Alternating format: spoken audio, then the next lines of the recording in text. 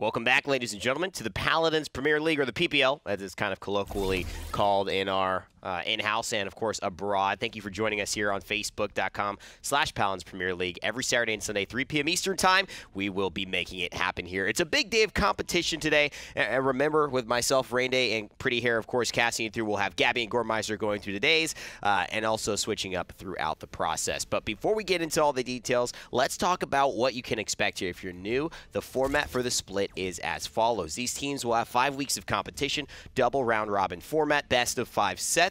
And throughout the year, you could take a look at kind of how this competition will transition itself. PPL Spring-Fall Finals, and then the Paladins Masters, and then we'll do a Paladins All-Stars event, and then a PPL Summer Finals as well. What's on the line for these guys? Not just prizing as well. $20,000 as a salary, land performance bonuses if you win. You win big, you get more than even what you're getting in the first place. It's exciting, and today, of course, we have to break down what we've seen thus far, Nick. Give me your first thoughts as far as, where everything stands in Europe. Well, right now we've got a classic battle for the top and a classic battle for the bottom. We've got 2 winless teams and 2 undefeated teams, NIP falling somewhere else in the middle. Let's go to the standings, take a look at exactly what is at stake today. Nas Sincere, of course, the world champions, sitting undefeated alongside Fnatic, but they play today for the first time across the league. So that's a very exciting matchup. That's match number 3 today. Ninjas in Pajamas, though, still just hanging on. They're still in the hunt for LAN.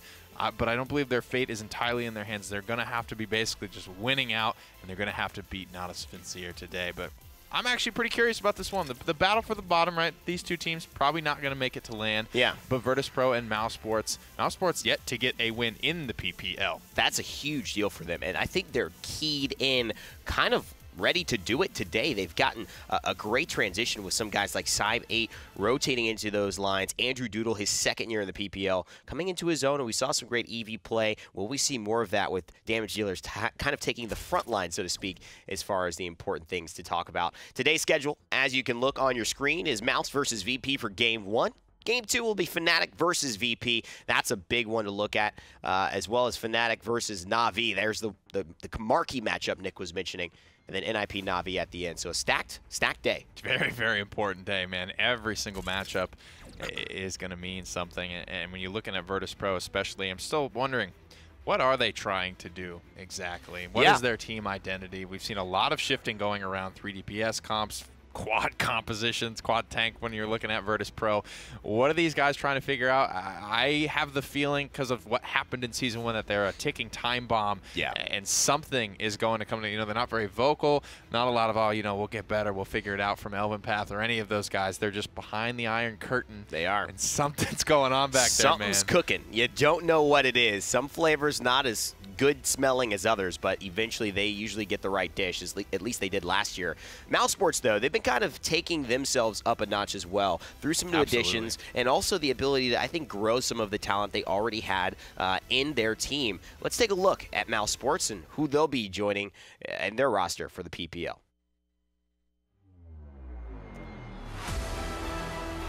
Cybe8 finds 2, the young Italian making it work. The 16-year-old trying to make a huge comeback. Cybe8 gets them all. NTBs, big time stuff. Triple kill for him. The frontliner showing that he can slam down on the axe when you give it to him. But Andrew Doodle just rolling. Buddy. And he finds his target. But Hexafire gives them cover, keeps them safe, and Sethacloud finds another double. Wants to actually come through up to the high ground. Goes Shady Shades. He doesn't have his recovery.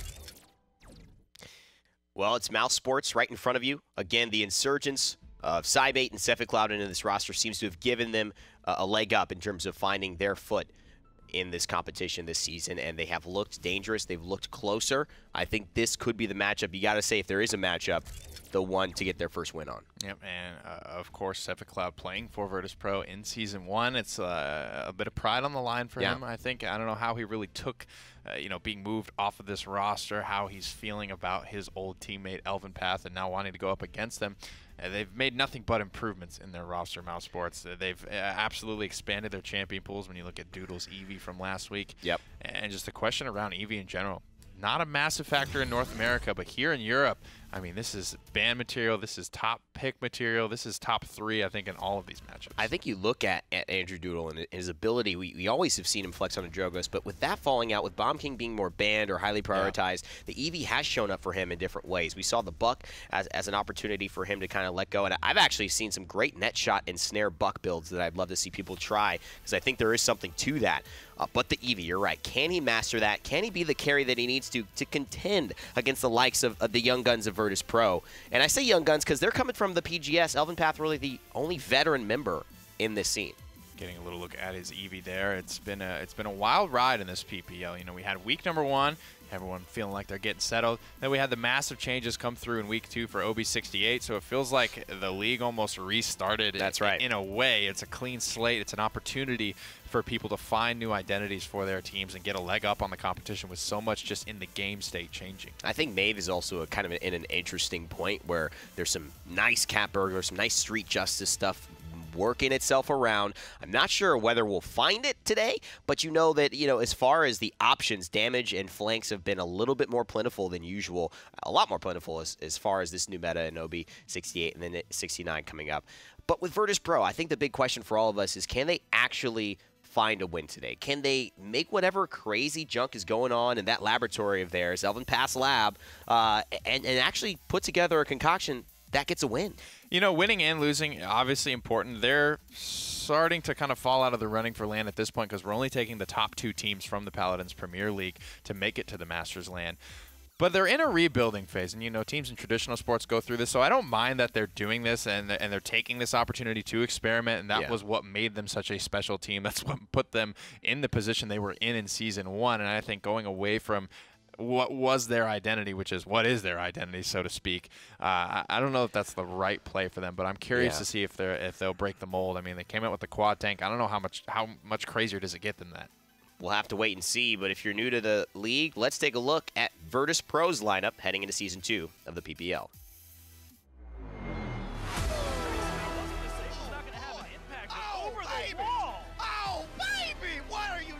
There to support him. They're in such a good position. Both wings firing onto the center. Elven Path. Pressure is just overwhelming, and now the Hexafire comes through. Not only does he get a kill, but he gets 2 points as Lumber, and 1 more Fire Spit will get a double kill for him. A solo Dreadserpent again. Wumadara stay alive. A triple kill, turns around and returns. Goes straight to the point. Oh, catches 2. Mad Mac doesn't. And it's a good thing to think of, right? How much will this snowball continue until it finally picks up speed? And, with themselves being potentially out of LAN at this point, do they start to say, let's just experiment more? Do we play safe and try to get something? Have we kind of thrown in the towel and said, let's just keep working out the wacky stuff in order to maybe find something that will benefit us when the big moments do come up again? And I mean, we've only seen 1 week of play on 68, so what exactly is throwing in the towel and playing the meta? I don't think that's even really been defined yet. So there's still an opportunity for Virtus.Pro to kind of maybe find some new identity, maybe, toy with the idea of 3 DPS, toy with the idea of 2 tanks. I don't know if 4 tank is going to be the way to go, but maybe. You're actually kind of right. I think it's a very aggressive squad coming from CIS, and one of the main guys that really has made an impact there is Unlimited Power. As the namesake says, he has been unlimited with his ability to damage on the battlefield in Paladins, and he continues to impress, but sometimes he has been more of a backseat in terms of his ability to shine to the strategy. The strategy, I feel like Virtus.Pro has just overtaken any of these individual players' performance. They've been always doing something kind of off to where, man, if the strategy's not working, they're not even really getting a fair shake in their 1v1s, and this is a big moment for him this week. Yeah, they absolutely have their moments. They have the ability to play a lot of different things, and Virtus.Pro just need to find some type of traction, some type of footing, but this is such a tough region, man. These top 3 teams in Europe have always been and will always probably be some of the most competitive, some of the most top tier in the world.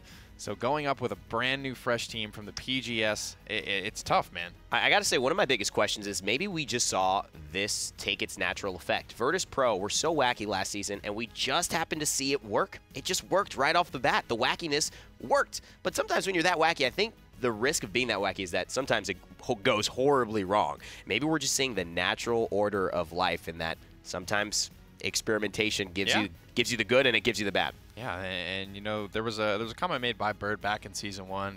They were just kind of where did this meta come from? You know, how'd you guys not see this coming? How'd you not discover this?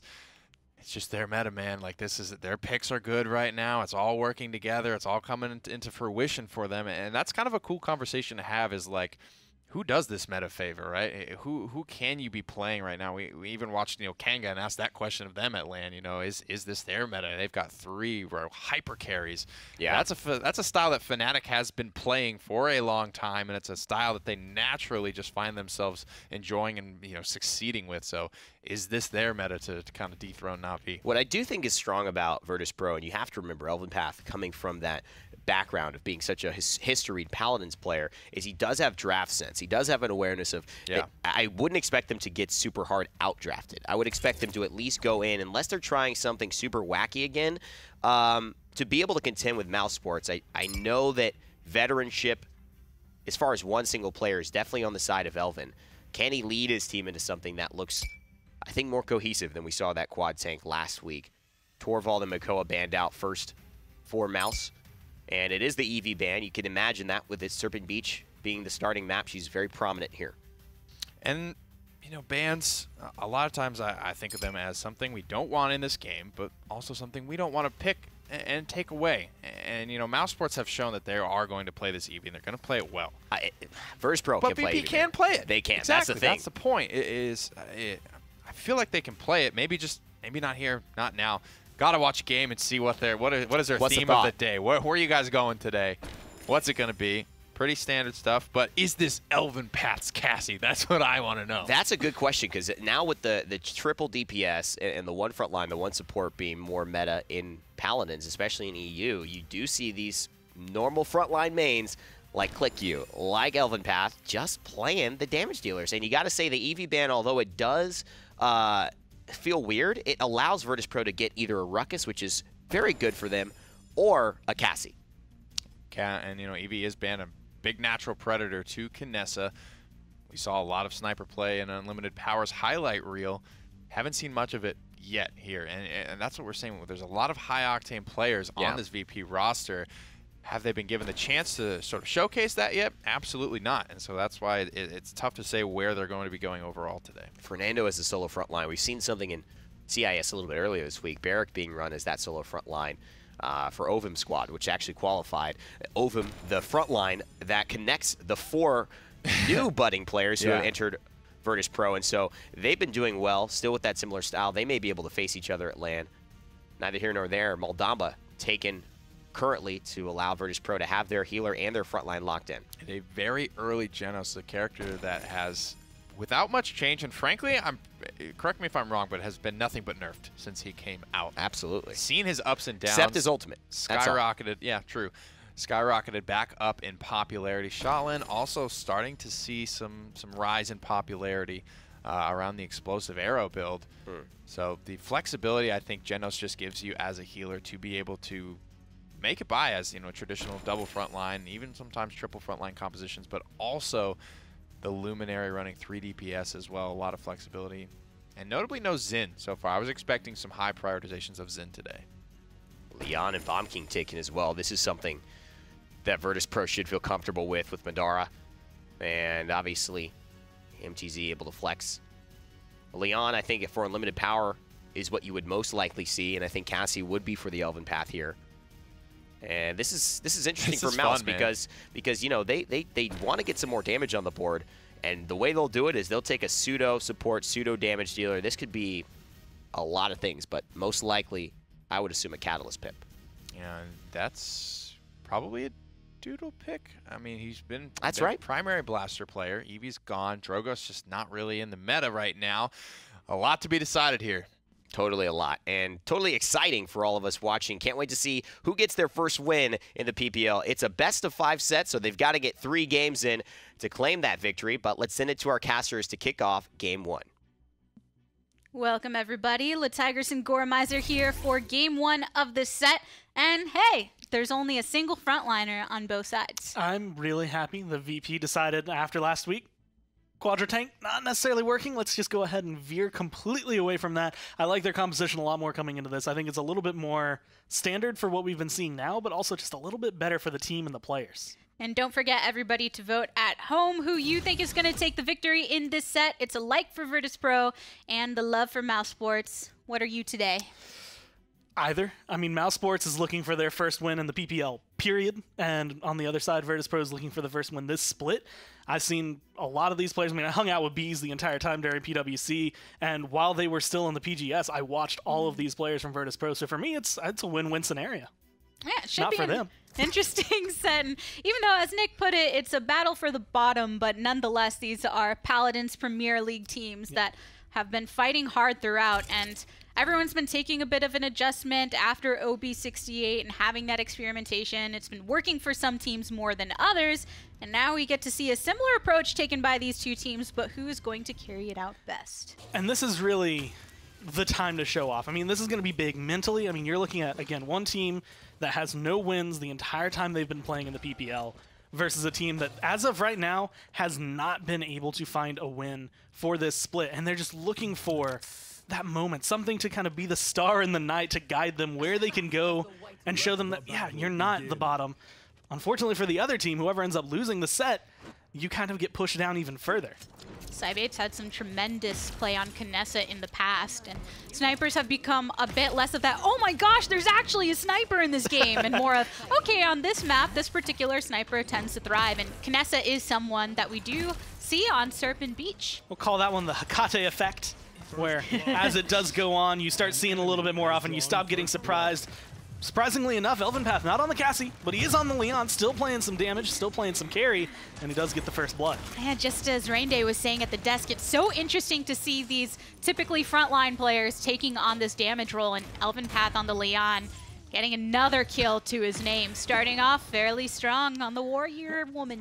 I feel like you can still see the Inara in his blood, though, because he's playing on the point. This is one of the things, like, Inara loves sitting down here, especially on Serpent Beach. It's the first place she goes. She doesn't really leave unless you force her to.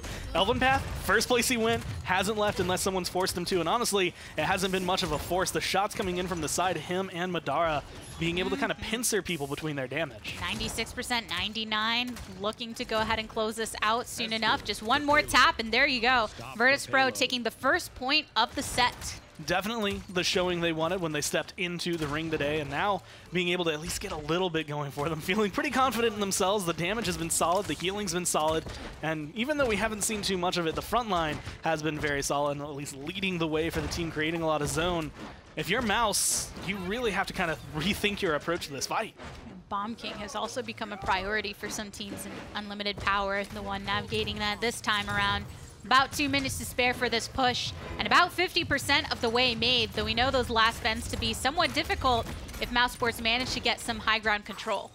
Really solid shots coming down from Elvenpath. This is one of those things, I think even though we saw it last week, it's still a little surprising to see how well he can play some of these damage champions just because of how long he spent on frontline. Cybate holding as long as he can, waiting for the angle, still finds the shot, nice on the head, but it's not enough to find the kill. There's the healing.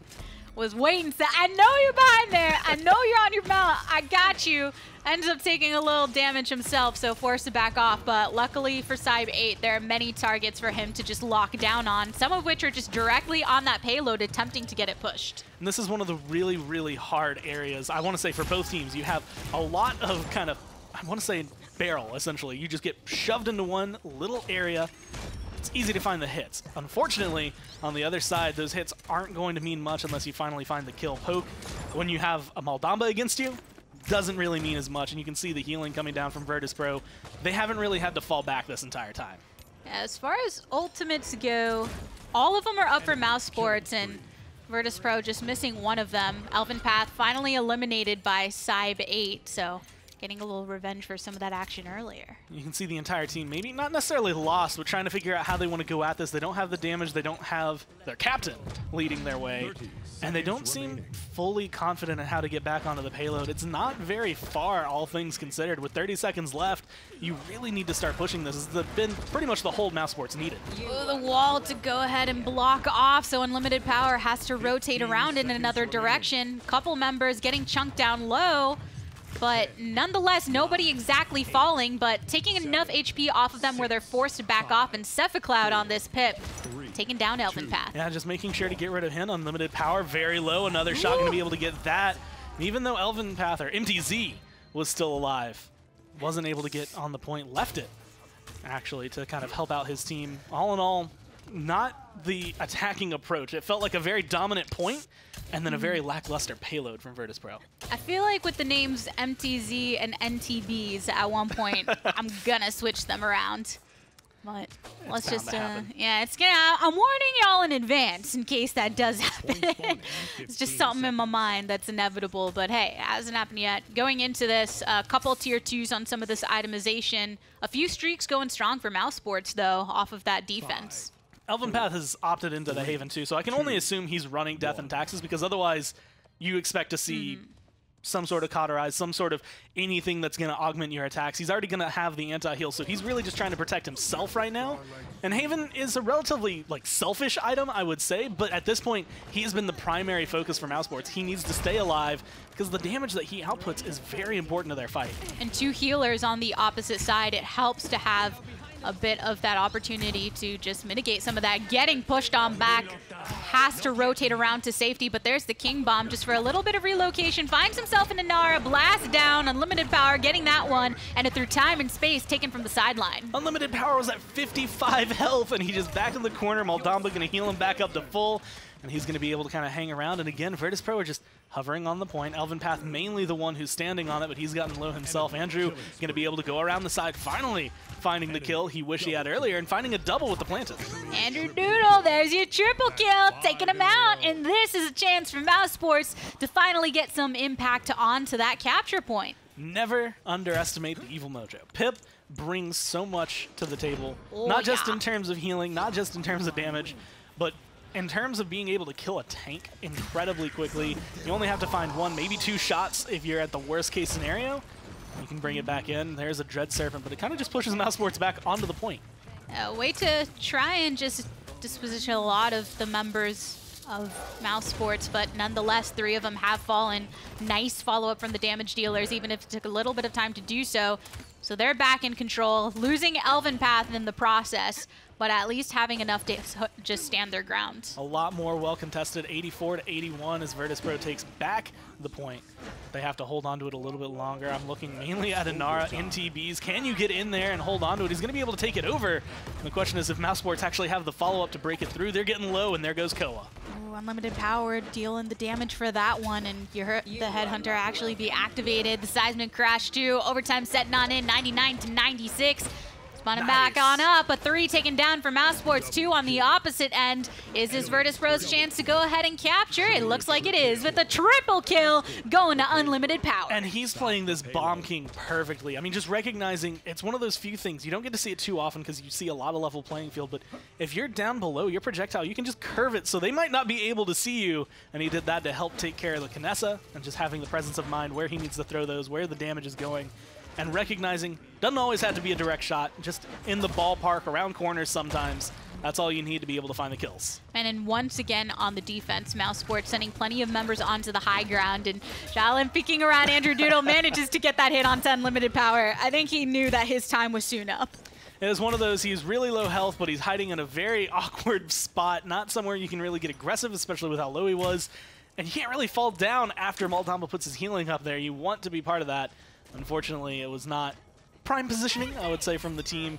Instead of just falling back and healing up, could have been a little bit better. But as it stands, he's going to be respawned back already. And they're pretty much right where they were last time when they weren't able to get this payload any further. Once again, the same exact spot as before. And Andrew Doodle gets that kill. Looks like the Heat Haze has been popped, finding some targets from afar, but missing some of these key shots. Hit him with the double tap, a really nice withdrawal to fling himself back onto the map. Planted going to come through, canceled early because MTZ just decided to dip around the corner, but being able to keep himself alive, present, and a big threat for Virtus.Pro. About a minute to go for this push, and yes, the payload's pretty much exactly where it was previously. And of course, staying alive through that interaction was important, but really was hoping to get some kills, Andrew Doodle was, but still manages to get one now. You can see he hasn't been running for that explosive arrow, actually going to be able to kind of push people into the corner. Elven Path and MTZ going to get aggressive. They're going to find it right there. This has been the big thing. Fernando's damage is not something you can kind of glance over. You have to be aware of it. And even though you're Shaolin, even though you can dish out a lot yourself, he's going to blow you up. Yeah, that's one thing that's been great with the Fireball, just the way that it can kind of turn around practically. There's about 20 minutes to spare. This payload is making more progress than it did in times past after those 3 kills that were in favor of Virtus.Pro. But the Evil Mojo was activated. Cybate gets 2 kills to his name, and he's looking for more. 10 seconds left. Virtus.Pro trying to figure out if they can actually make it here. I don't know if they have enough members left anymore to get back onto this payload. You can see Mad Mac running away, the Lonely Snake. And that's going to be another defense from mousesports. But every time this point has come up, the first time, they were completely vacant. Second time, make it a lot closer. Third time, maybe the charm, which is exactly what they need right now, although they haven't been able to stand out too much, and it's just fights like this that are really bringing them down. Yeah, Unlimited Power had a lot to do with them being able to secure that objective in the end, because it was 99 to 96, and those are those kind of points where it's really dependent upon you having the advantage in the team fight. But going into the next round, I think that mousesports can also thank that Evil Mojo at the tail end back there. Yeah, and just being able to potentially blow everybody up right now, not having Evil Mojo might actually make a bigger difference for the point, especially considering the biggest defeat they've been having. They haven't really been able to plant bees on the point. Inara hasn't felt as tanky as Inara usually does, and I think that's one of the bigger issues, especially with Virtus.Pro running 3 damage champions. The amount that they can output really shuts you down if you are a lone tank.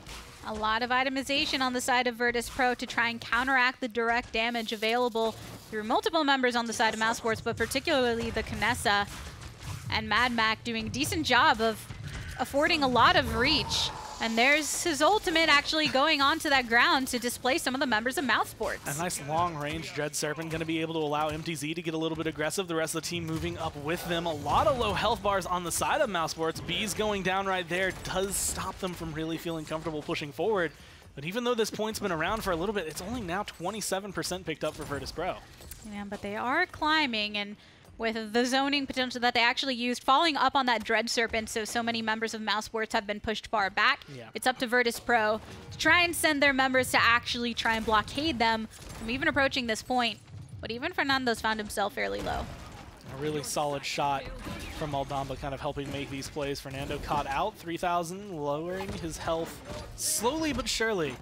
But so far, mousesports, again, it's a lot of poke, but no full kills. That's really going to, just cause a lot of deficits for them right here. All you need is one more shot. Unlimited Power going to help clean it up just a little bit. And again, they're losing some of their main damage champions without getting anything. Here's a King Bomb landed right on top of the wall. Gets the stun onto 3 members, takes out 1 immediately, looking for more. There's the double kill through time and space, attempting to zone, but the triple kill has been achieved once more, and Virtus.Pro are looking for a repeat of that capture performance of the last round. That was actually like art from Unlimited Power right there. Like, that was a beautiful play, beautifully handled, and it's one of those moments where you can really tell the make or break as to whether or not you're supposed to be at the level you're at. He didn't choke, he didn't hesitate, he saw the through time and space, stepped, watch it whiz by his face, maybe got a couple whiskers clipped in the process, and then still follows it up. Him and Elven Path definitely being able to walk away. Koa, you're just a lone Genos. Oh man, and the company kept by these teams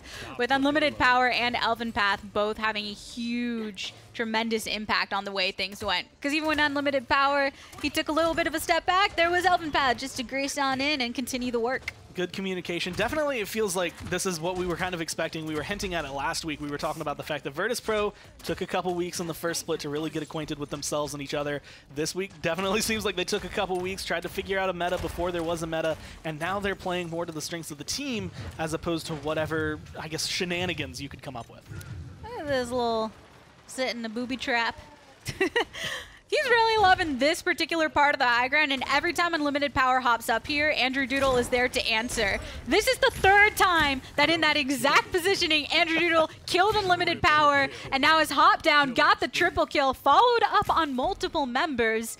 And you know what? It's fool me once, shame on you. Fool me twice, shame on me. What about fool me 3 times?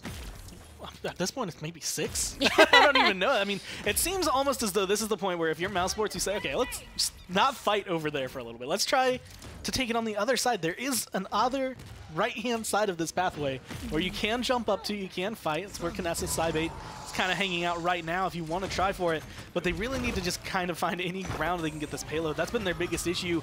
A minute and a half has passed, and it's still sitting around 60%. They haven't really been able to push it this last corner, and that's going to be their big issue. Can they close it out, or are they just going to have to eat more ults from mousesports to find another defense and go 3-3? Managed to take out a couple of the players on mousesports previously. The thing about when you're running double healer, though, it's not the same impact of when there's a solo one and it's, we took out their sustain, let's go all in and take everybody else out. At least Pip, if he can land his potions, has a lot of potential. But Andrew Doodle and NTB's holding it down for their team. If Mouse comes out on top, as much as B's Cybate were definitely able to have a big impact, that is all Andrew Doodle just setting things up. And I feel like he's been the saving grace every single time. There's been a point where Virtus.Pro, either Unlimited Power, Elven Pass, someone playing carry could make a huge play or make a difference in a flank. And then he shuts them down in the same corner every single time, but he shuts them down. And as long as he can kind of keep things going for his team, as long as he keeps that set up, so far that's been their key to defense. They just need that when they're attacking. Yeah, I mean, to look at the positive, Virtus.Pro, by throwing up Unlimited Power on that end, it does have some distract potential, and always gonna take those resources. By Andrew Doodle, he hasn't stopped just at the 1. He's followed up nicely, is getting multiple kills under his belt. Currently looking to do that, and that defense was successful, so it's 3-3. Almost hitting multiple double taps as well, where he's able to kind of go into the planted and find that first shot to flick him down. I mean, Unlimited Power has been getting phenomenal kills, but he's also been having a lot of deaths. I mean, you can see 13, 12, and 7. Several times, those are going to be the reason he met his fate. But you can just see the impact. I mean, if Andrew Doodle can get this during the attack, even just better if they, well, at this point, there is no push. But in the future, if they have to push, definitely something that can make the difference. I mean, 17, 9, and 9. He's been a huge impact player for their team. I mean, aside from the supports and some members, it's actually been pretty bloody across the board. I saw 9, 11, 12, just multiple deaths for many of these players. Running Bullseye as well, so 50% cooldown reduction whenever you get an elimination. So far, he's gotten a lot of those. The question is if he can get them when they need it. Right now, 3-3. This is the last point of the game to set up one of these teams with their foot forward. And a lot of streaks are burning for mousesports as of right now. Depends on if Virtus.Pro can change it. And here's one of 5 ultimates that were up for mousesports using the Heat Haze. Has to spend a lot of time repositioning. Manages to get a couple shots onto Elven Path, but forced to back up through time and space used on the sideline as well. And MTZ ends up falling. A nice withdrawal gets him right out of the Enlightenment, so he doesn't have to worry about Leon finding that burst damage, but it doesn't really matter. The rest of the team getting taken down. Madara going to be able to find Andrew Doodle. Bees trading out with Unlimited Power. This is going to be a really big power play, losing both of their main damage champions. Man, and Elven Path, he heard the Kinessa ultimate getting popped and wanted to find a bit of safety, but there are just a couple members of mousesports waiting and knocking on his door. And that was a lot of fighting to start off this round, because it actually took a bit of time before any percentage was gained on the point. You can really see the difference in the hold. I mean, Elven Path has been sitting on the point pretty much every single time for Virtus.Pro. Dancing around it when he gets low, he kind of goes around the corner, hides till he gets healed, and comes back out. Without him around and now trying to fight back in, he's getting taken down. And Bees finally feeling like an Inara, sitting there healthy and not taking too much damage. Cybate ended up finding Elven Path when he tried to retreat to safety and looking for a little bit more, 99% for mousesports. And that's going to be a 4-3 victory. I mean, we always say it, if you can get it 3-3, even if you haven't captured a point the entire game, you can still win it. mousesports pretty much showing you exactly how to do that. All you need is a couple of defenses and one really strong play killing Elven Path. It always feels bad when you're the team that was getting every capture and then go into the last one and lose it. Worst. But mousesports, they went in with ultimate advantage and just, well, managed to actually go ahead and show out there. But that's going to be game number 1 of the set. Desk, what did you think? Wow, great game from mousesports and Virtus.Pro. Exciting stuff to watch. I gotta say, man, instead of Andrew Doodle, maybe I need to call him Atlas Doodle, because he does feel like he's got the weight of the world on his shoulders. At this point, he was such a rock for them. He was playing a big role in that high ground defense. It was very, very, Unlimited Power versus Doodle up on the high ground. We saw it, I think, 3 or 4 times there, but every single time, Unlimited Power just smacked into the rock. Yeah. And he got blown off the high ground. Triple kill. Fadeaway did the hop thing off the high ground Yeah, as well. beautiful. Andrew Doodle was an absolute light show. But, I mean, you got to talk about VP capturing every single objective until the one that mattered most. I mean, seriously, incredible stuff from VP to have that consistency. But that's always what's weird. When you have 3 in a row and then suddenly you've done it all perfect and you realize I could still lose here, it becomes a mind game with yourself. You start thinking, do I do the same thing that's won every time? Are they going to make some drastic switch? And I actually liked how mousesports, given the fact that, hey, we can finally win, take some charge. Andrew Doodle goes in the heat haze. He stays invisible. Yeah. He chases down Elven Path, narrowly withdraws before the Enlightenment hits, and ends up actually forcing him into a really bad spot. Eventually, they're able to rotate, and Bees can force him away from the fight. That gives him enough trade on the point to withstand all the damage coming through. Elven Path's Leon as well. I mean, coming through on that. There was Cephacloud playing a Pip as well, off of the front lines that he's traditionally known for. I mean, this set's all over the place. This is going to be a really, really exciting set. I'm already very happy with how this Saturday has gone, and it's just making me happier and happier. Oh boy, we need Pharrell to give us some background music right now instead of the angel singing here, because I am feeling it. Oh, wow. And so we asked, and we kind of talked about it, like, these boys can play on Virtus.Pro. We know that. When they get beat up, you know, they ran some quad tank. It's not exactly what they're known for. As well as it just speaks to how good these top 3 teams in Europe are. They're the best in the world. They're going to make anyone look bad on a good day for them, right? They come in, they're playing mouse caliber of team. It's more equal footing for them. They look absolutely phenomenal and really kind of a return to form. And you know what's so cool is that I think these 2 teams, wow, look at this. Zen, Eevee, Maeve, and Torvald Band. I mean, that's... I mean, the Zen and the Eevee you expect, and we talked about it. There is an Eevee on Virtus.Pro. Who's it going to be? Probably Unlimited Power. Yeah. But there is an Eevee hiding in Virtus.Pro, and you were talking about some Cat Burglar. Definitely could see that working its way in. Surprised we didn't see that on Serpent Beach, though, because when we do see a lot of Maeve, it is on Serpent Beach. Honestly, I feel like Maeve is now like you could really run her on Splitstone Quarry very well. You can run her on maps with even greater distance than that.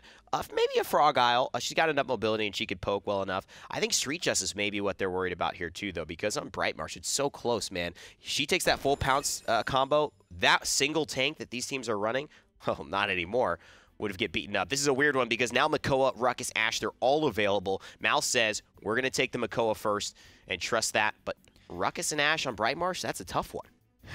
Yeah, it definitely is. There's a lot of front lines coming through as opposed to almost your pick of the litter in terms of damage. Cassie is still notably available, but seems she's fallen out of priority. That's weird. It was solid in game 1, but it wasn't taking over the game like the Shaolin was, like the Leon was. Yeah. There was a lot of moments from a lot of champions, and Cassie wasn't one of them for me. Do you think that maybe that's just a style thing? I think in the right hands right now, Cassie in Bright Marsh with Impulse, still an extremely strong pick. I'm surprised it's being... Yeah, I mean, it's definitely a good pick for for BP here because she has the potential to burst both BK and Pip. Yeah.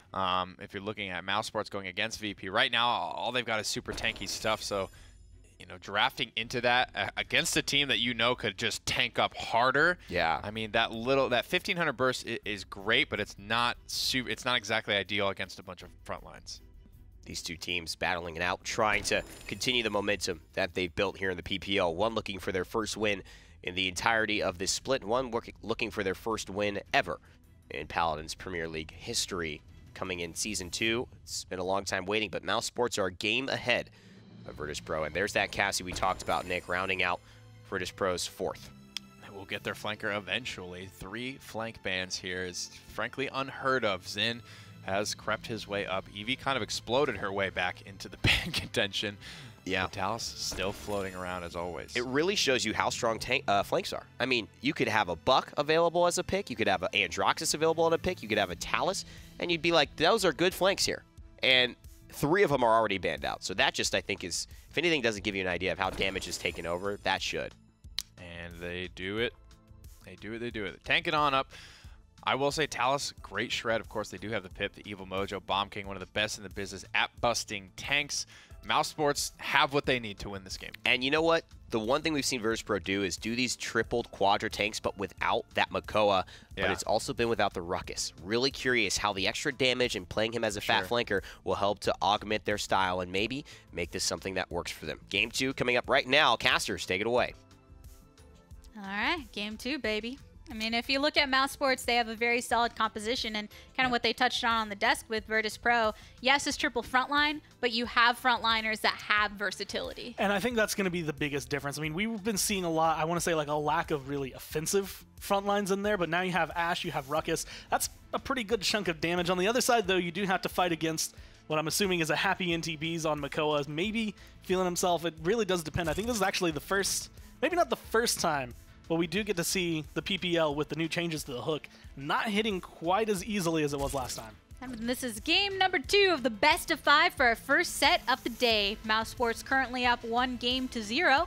And Bright Marsh is where we're taking it to. This is going to be a big threat. I mean, Virtus.Pro have the opportunity to show something that, I mean, their team loved this in CIS. Elven Path loved this on his own, either way, so it's definitely something that they are very accomplished with. But on the other side, and this was mentioned on the desk, you have a lot of tank killers. Bomb King, as well as the Talus, known to just be able to shred the health bars. And of course, Evil Mojo cannot be understated how important that is. If you can grab Inara Ashe or Inara Ruckus or Ashe Ruckus, either combination is going to give you just a little bit of a leg up. Unfortunately, that's not going to be available from the beginning, so Cephacloud definitely needs to charge that up to make that impact for his team. Elven Path is really comfortable on this Inara, and is actually choosing to go for some itemization that will help him soak up healing. And this should be an interesting first face-off, making it to the point immediately. mousesports circling around the outer skirts. Pretty much exactly what he did on Leon, and not having to worry too much about the aggression, although getting relatively low. Maldamba going to have to keep him alive and safe, as MTZ trying to take the fight on the side. So far, so good for both of these teams. 30% for Virtus.Pro, 3% for mousesports, but no one's made that giant leap forward just yet. And this is the second game for Cephacloud on this Pip. Very interesting pick for him. NTBs is, in fact, on the Makoa, but First Blood finally coming through. Cybate getting that onto unlimited power. Definitely taking this one a little bit more patiently, and I feel like that's kind of a force from Virtus.Pro. You can't get too aggressive when you're fighting into a composition like this for exactly this reason. mousesports definitely stepping on the gas to try and get this one moving. Take out all 3 of the front lines, and your damage isn't anywhere to be seen until right about now. Man, a lot of progress was made by Virtus.Pro, but the combination of so many of the members of mousesports just honing in on them, and Talus can burn through these frontliners fairly quickly with some of his abilities, so managed to do just that.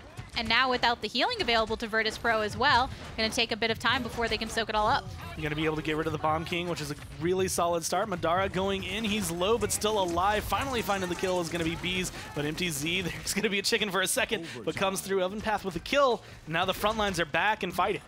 Overtime's trickling on down. There's a through time and space over from the side stairs. A little bit of a reposition from Ruckus and the Dread Serpent as well to push members of mousesports back. But many of them were already located on the outskirts. Seismic Crash, too, to get that stun onto Bomb King. 99 to 99, Magmac forced to dash away, still dancing around. mousesports holding on by a Talus, but a triple kill coming down from Madara, going to be able to clear it out. Maybe looking to push it a little further. Elven Path takes that one away, but you're definitely feeling the burn if you're Mouse. Yeah, good job, Madara. I mean, he and the rest of the team just managing to keep control of just this very particular area, and using the Dread Serpent to secure that aspect as well. And now it's time for this push. Now they're looking for maybe a little bit more success than they found on their pushes throughout Serpent Beach. At least this one's moving a little bit further, a little bit faster overall. But they're still getting pushed out, still getting zoned away. And this is actually one of the grand things. Not only are they practice on this triple frontline composition, but it's really good at holding on to things. You have to fight kind of in the open, or at least in the open for them, whereas Cybate really wants to take them in a one-on-one. He wants to just try to burst them down individually, and when you have 2, 3 of them in your face, you can't really find the opportunity to focus any of them. And we've reached that point where members of mousesports are moving beyond the actual payload, moving right into the face of Virtus.Pro.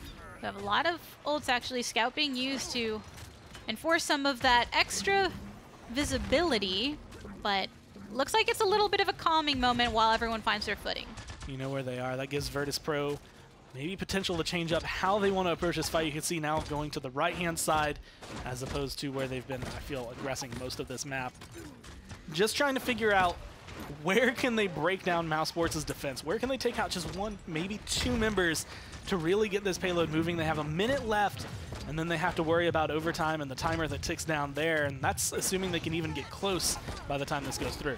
Oh, and there goes one MTZ taken out by Andrew Doodle. And many of the members of Virtus.Pro actually grouped together, but there's a hook onto Elven Path, brings him forward for just that little last tick of damage, and Cybate manages to take out unlimited power as well. I'm having some flashbacks, I feel like, to Serpent Beach, where it was a very stellar performance, although this time a lot closer on the point fight than it was initially there on that map. And now you're seeing Virtus.Pro have the ability to come in, achieve one really solid fight at the end, grab the point, and then they lose it all. The payload just isn't moving the way they need it to. And this is one of those things that you'll see mainly when you have a double, triple, quadra front line. Once you lose your grip, it's really hard to get it back. You don't really have pushing power with this. Ruckus ideally going to be able to kind of flank around and maybe cause something, but he just hasn't been able to have that huge impact. And the same thing goes for a lot of the other members of Virtus.Pro.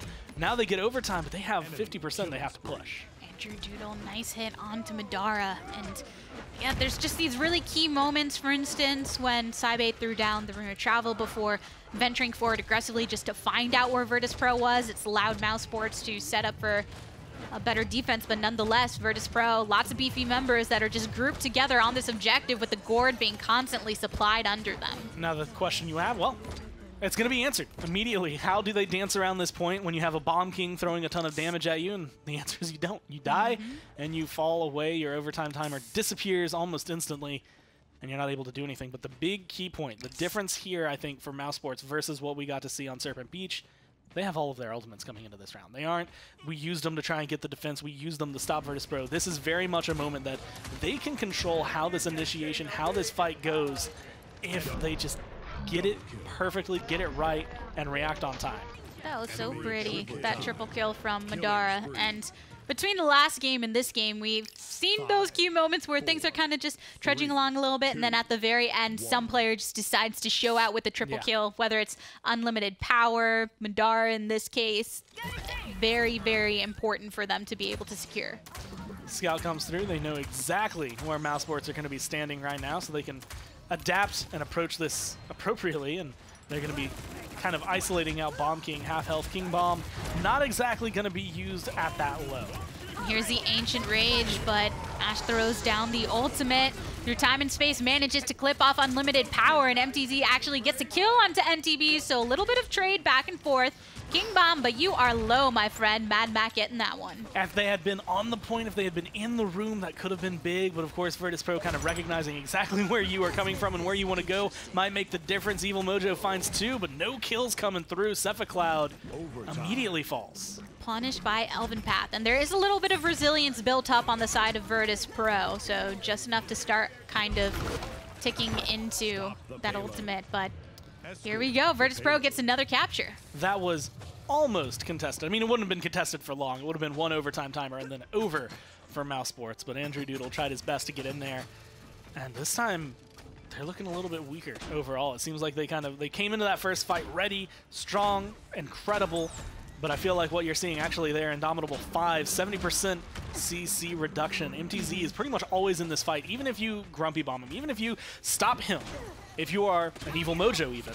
It just doesn't hold him that long. That's what's helped against ultimates in that case that can really be debilitating. But nonetheless, Virtus.Pro pushing farther than they did last time around at this checkpoint, but here's a true power from Cybate, manages to take out Madara, and he's looking for some more.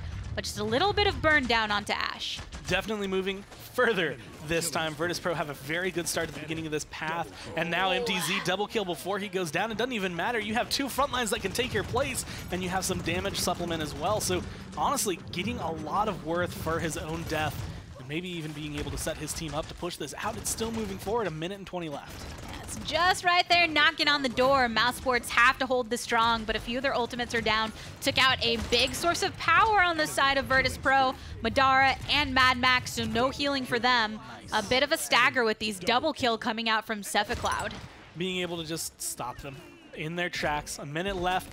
Definitely still time to touch down. Definitely still time to cause a little bit of trouble for mousesports. But this is the definite time to charge up your ults. If you're Talus, if you're Makoa, you want to get those 100% before the round starts. Try to have those. Whether or not that push goes through, that's going to give you a big asset in the fight.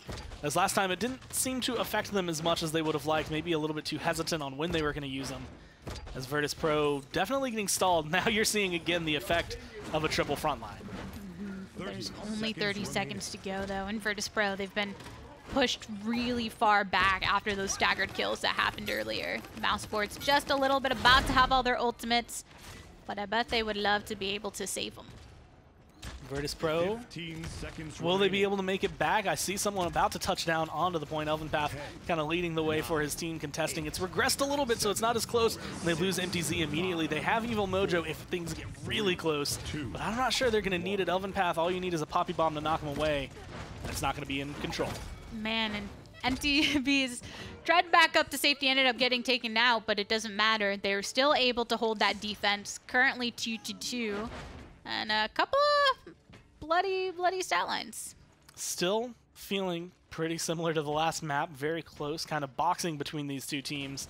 The problem is it almost feels as though mousesports, they're not relying on it. They're still trying to capture the point, but because they won that last one on the very last point, you're kind of in this position where, well, hey guys, if we go 3-3, we'll just capture the last one. Like, why not? We did it once.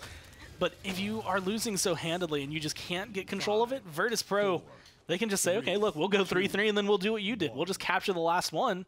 As long as things go our way, all we have to do is do pretty much what we're doing at the beginning of this round, which is hold on to all of our ults and be able to react in time to yours. Oh, and here we go, a little chicky right in the air. NTVs takes down MTZ, and here's the true power. Cybate, who you're gonna find?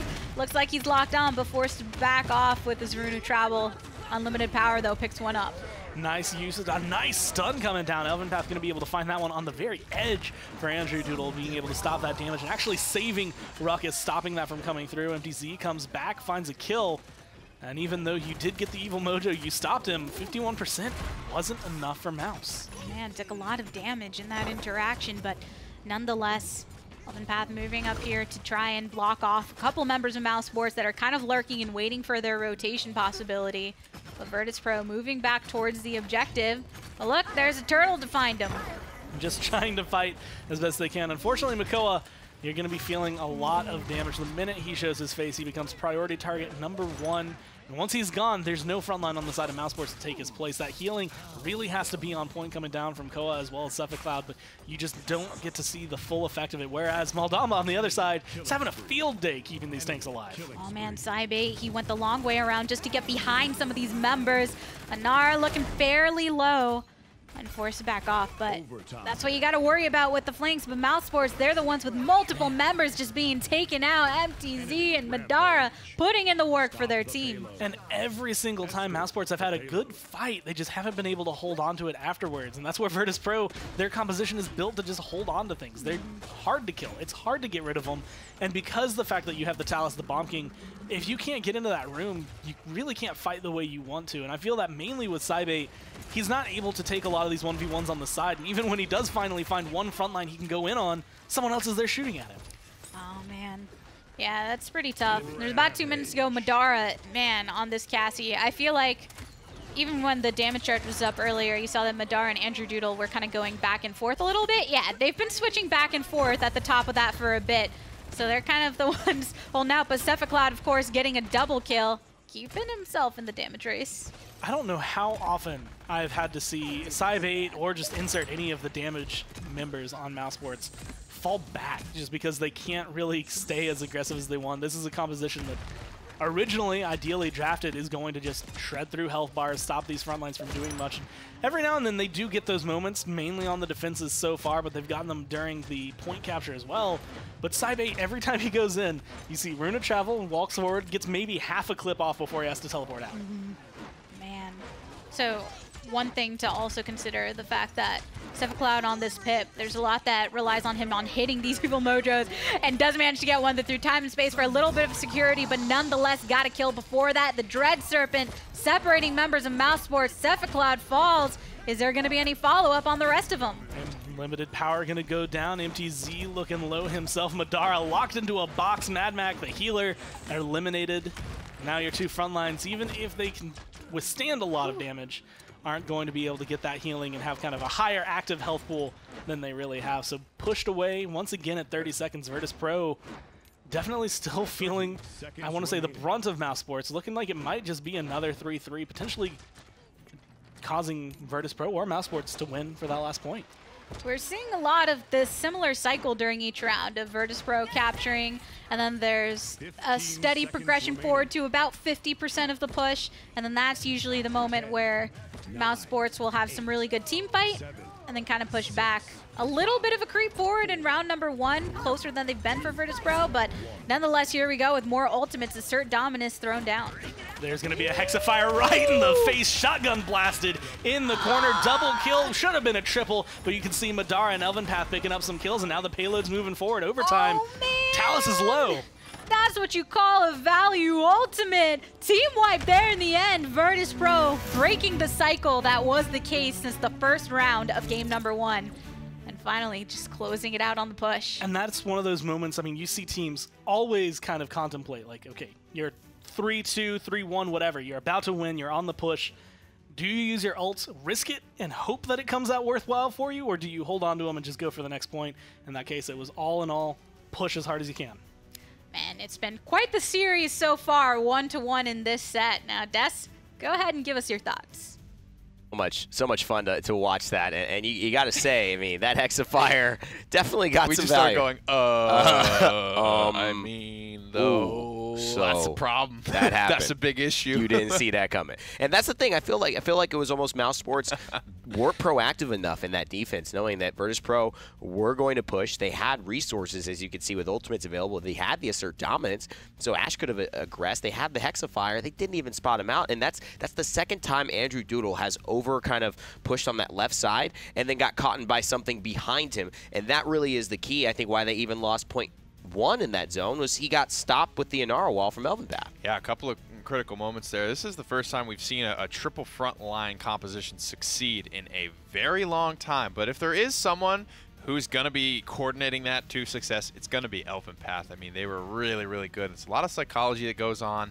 Who do we focus on? Who do we really need to take down to dismantle this composition? A lot of questions and a lot of frantic situations there that mousesports just lost a grip on a little bit. And that's why, that's how Ruckus sneaks up on you and Hexifire's 4 people. It's like you just lose track a little bit about the situation and what's really happening and what's really important. And we saw some really wild, weird bans there. In that one, it was so many Zen and Eevee and Maeve.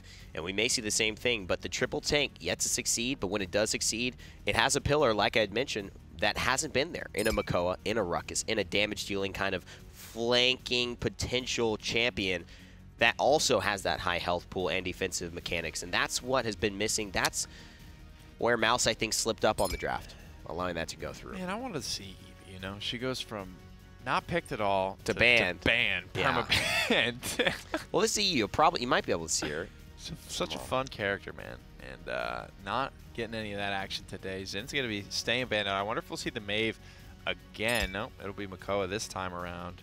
And I think you may see Maeve here. I think you might see Maeve picked up for one of these teams. Obviously, Sniper's available, so that's probably where the big conversation will be. Do you first pick that Kinessa? And it seems like mousesports feel confident enough to do so. It's a big pick for them, but, I mean, Strix is just as, if not a bigger pick for VP. I agree. It's something that they can run. Haven't run it yet, but would be a little bit surprised at this point if they don't. They've had Cassie, I think, every single game so far. Cassie's a really nice pick right now. As far as VP, and I'm surprised that went through 4th. I really thought, Mouse prioritizing what they did. I think you could have replaced the Talus or the Pip and just gone for a straight damage dealer there in that regard, because I think that would have been a little bit more game changing, a little bit more devastating against that triple tank. And we talk about the blast shot resets, man. I saw Ovum do it, the former member of Virtus.Pro's members, basically 3 times in a row the other day. It's an incredible build. And Inara taken here from mousesports. We know NTBs loves this on Splitstone Quarry. She's a great solo tank here. It's a good takeaway from Virtus.Pro. It's the comfort zone for Elvenpath. But with the Genos to me now is starting to almost lead that scent of we're going triple DPS in the air, because I think he's the healer that heals that best. because triple DPS, it operates pretty spaced out from each other, and you know, there's really not a lot of room for Saris to juice that up in the way that she likes to the best, and we will see Strix for Virtus.Pro. And this is great for Unlimited Power, who has shown he has all the tools in the toolkit to be able to dominate on this. And the Flare now being a team-wide reveal is going to make things difficult for mousesports. They won't be operating with as much information as Virtus.Pro, and given already Virtus.Pro's kind of veteranship and leadership in Elven Path, I feel like that's not something you want to give them an advantage in. And they go for the Ashe as well. I feel like they're safe to maybe go a second frontliner here. Fernando's still on the table. Torvald is as well for mousesports. That's a great combination with Talus, but they need their sustain, so they'll have to likely lock in the Damba or the Saris at this point. And I think Damba's a fine choice. We saw Matt Mac find a lot of comfort on that. Also, just a little bit more wiggle room in terms of, I think, disengaging from big fights and engagements, especially with that Dread Serpent now on the side of Mouse, so that could play big dividends, pay big dividends for them. Leon grabbed up yet again. Okay. So this is probably going to be MTZ flexing onto the Ashe, you would think, and Elvin's Leon. Elvin's Leon again, you would think. I mean, he looked absolutely phenomenal on it game one for sure. But the big thing here for me is Cephacloud. What's he going to be playing for this mousesports roster? He played Pip every single time, maybe the Bomb King this time around, because Saibate is feeling like their Talus guy. Does seem to be that way. We'll have to see where Andrew Doodle fits as well. Both these superstars looking to make an historic claim here and grab a win this season for the first time. Virtus.Pro tie things up with mousesports. Let's see what happens in game number 3. Yeah, game number 3, baby. We have a series ahead of us. I'm excited to see. I mean, I'm kind of surprised. Virtus.Pro have a lot of members that really love Maeve, and this is probably one of the maps she's been showing up a lot more often. Definitely good at handling Kinessa, but opting instead to just get a little bit more range, adding in that Leon. I'm actually excited to see how they want to handle this. So, and then bringing the Strix through as well. I think at this point, the way things have been going within these games, you kind of need to have somebody that can hop onto the sniper, because if you don't have that and they lock into Kinessa or something, it can be very difficult for your team. And you really have to kind of wonder, I mean, this is a map that is known for sniper battles. Is the range from Cassie Leon going to kind of enable that Strix to be a little bit better? Or are they just going to be finding a little bit more shots to their own domes and in a bad spot? Either way, whoever wins this one gets a leg up, because we do have to go to game number 4 no matter what. And this is definitely an interesting map to try and take it to. Yeah, this is when it basically effectively becomes a best of 3. Whoever can pull ahead, putting themselves in the better position. But I'm trying to recall, I think it was in PGS this week, there was some game on this map with sniper on both sides, and it was just kind of the constant battle. Focusing it down. I can't remember if it was Unlimited Power or Madara, but I know one of them, their highlight reel in the video for their introduction is on the Strix. It's on Frog Isle, but definitely just showing, again, these guys have a little bit of history with it. Gonna barely miss out on a Kinessa poking her head out there.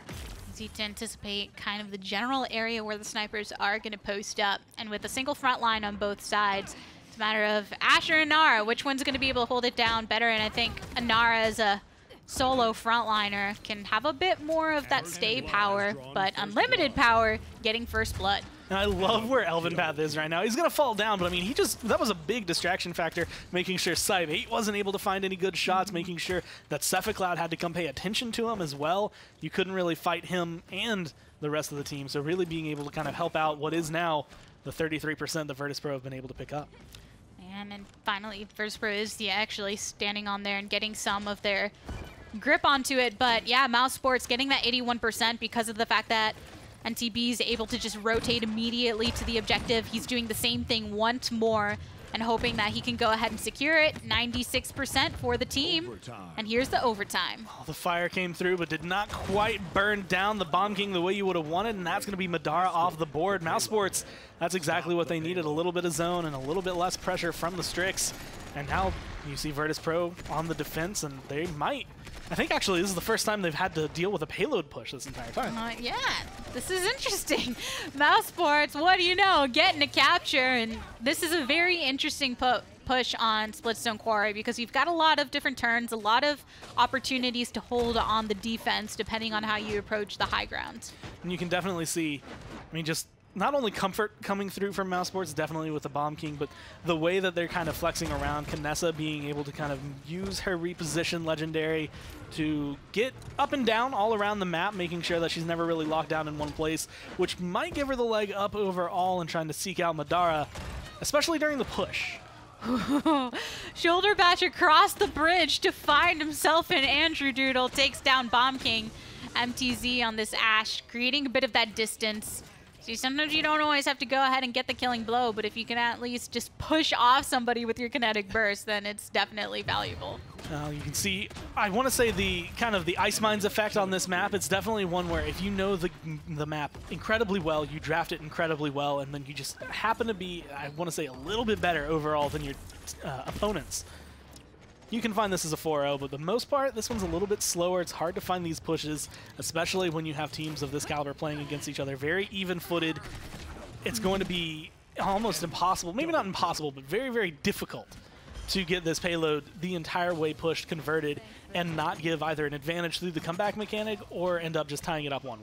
And Cephicloud's on the Talus this time. He's really been flexing for his team in the roster, just from what we've seen within this set and comparing to last season where it was very traditional within a standard role.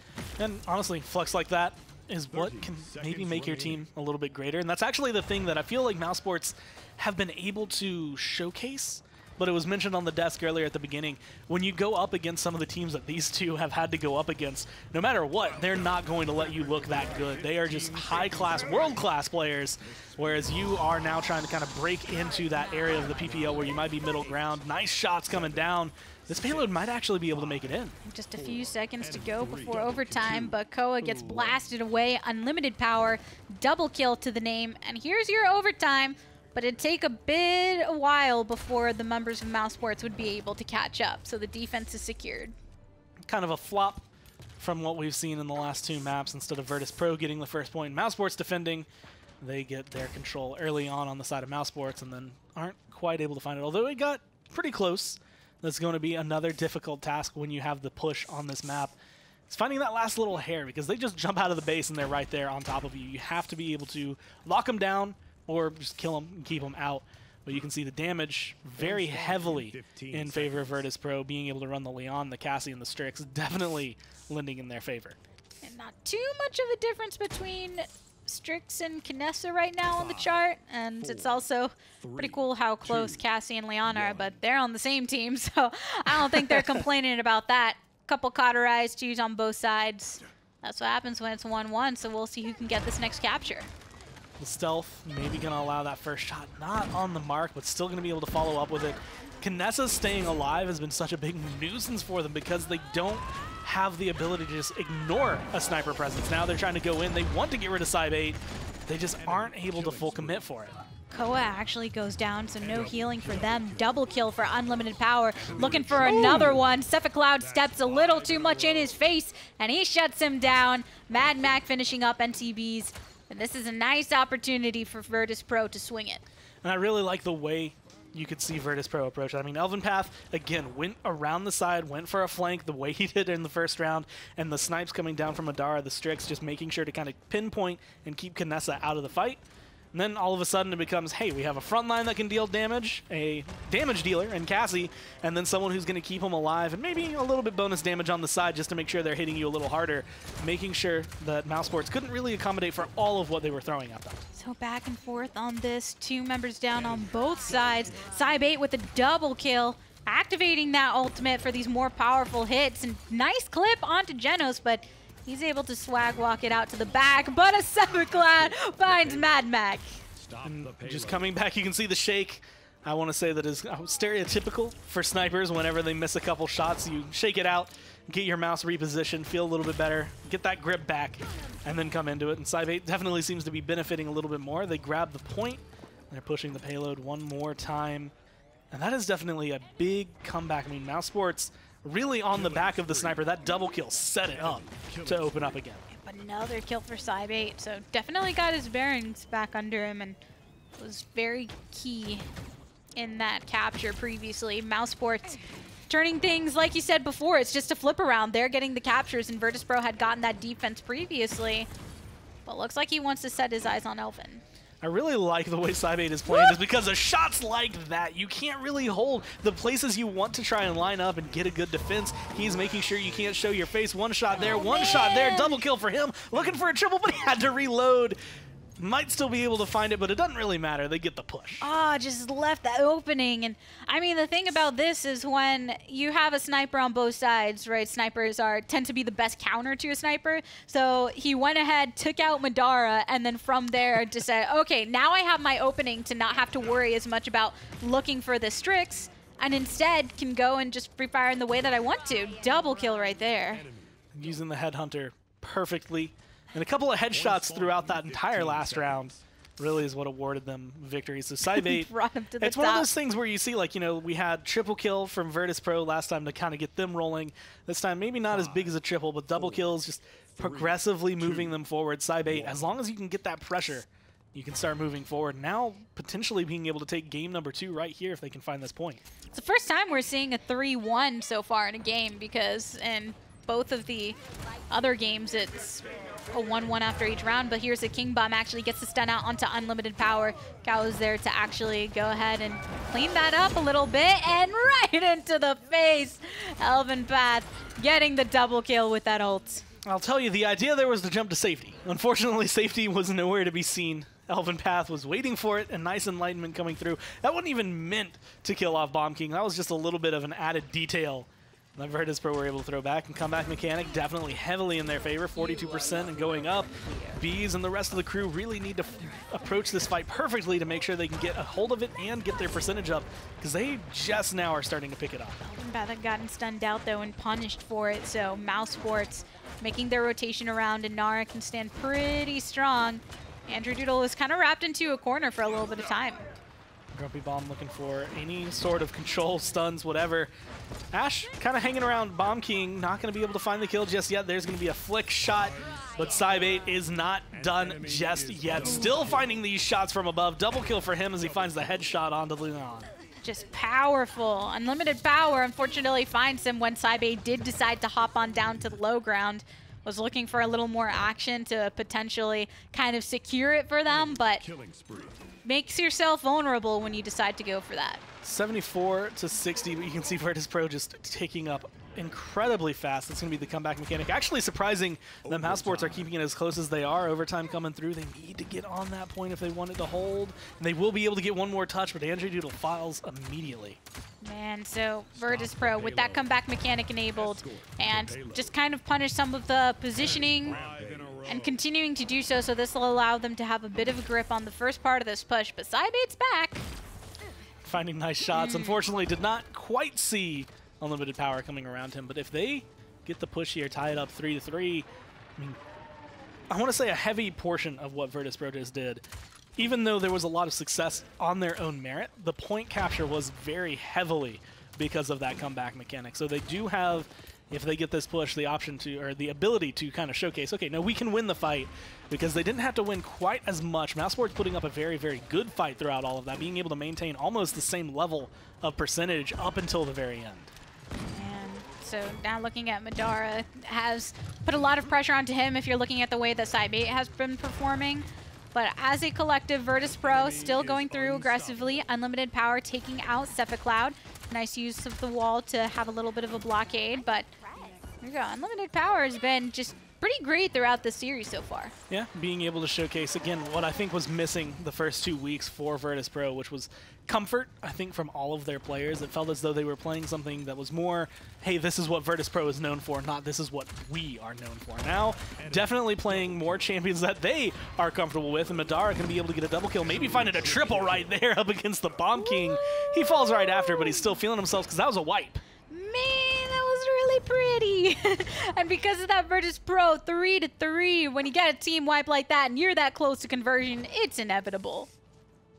Nice comfort, control, and Virtus.Pro seemingly winding it back to what we saw on the first map. It's 3-3. One capture really separates these two teams. Whoever gets the leg up will then be one map away from fully closing out the set. I mean, I'm loving seeing just all these switches. The fact that Elvin Path has been on this Leon for 2 games now within this set so far and seems really comfortable from that also captain perspective, there's a lot riding on him to kind of lead the rest of the team. And they're all holding their end of this. mousesports and Virtus.Pro really evenly matched by the looks of it. And it feels very important to note here, of all places, that, I mean, these two teams, Virtus.Pro is looking for their first win of the PPL this season. mousesports is looking for their first PPL win, period. Whether or not they're going to be able to kind of make a big difference, if they can showcase that they are a dominating team, something to be worried about. Man, 2 of those counteractive ultimates. He had the Seismic Crash and the Dread Serpent that were both used pretty close to one another in a very similar location. So sometimes that can be difficult because they're achieving things that somewhat collide. But Elven Path 50% back onto his ultimate because he killed NTBs with the Enlightenment. Shots are solid. Very low health bars on the side of VP, but MTZ going to be able to get rid of Cephacloud. He doesn't rhyme there, so it's not as fun to say. But either way, going to be able to walk away with now 42%, and all they need to do is control this for a little bit longer. The Bees is back, the rest of the team's regrouping. Once Cybe8 decides to start sniping again, you do have something to worry about. Well, putting that wall right there is what allows NTBs to actually rotate over to the side. Cybe8 very effective on this Knessa. You see the ultimate once more, but he got chunked down to 136 and forced to back off because of it. Dancing around the point now. mousesports in control, rising up, closing the gap as Virtus.Pro had to fall back. Cybe8 definitely a big factor for this team, this game.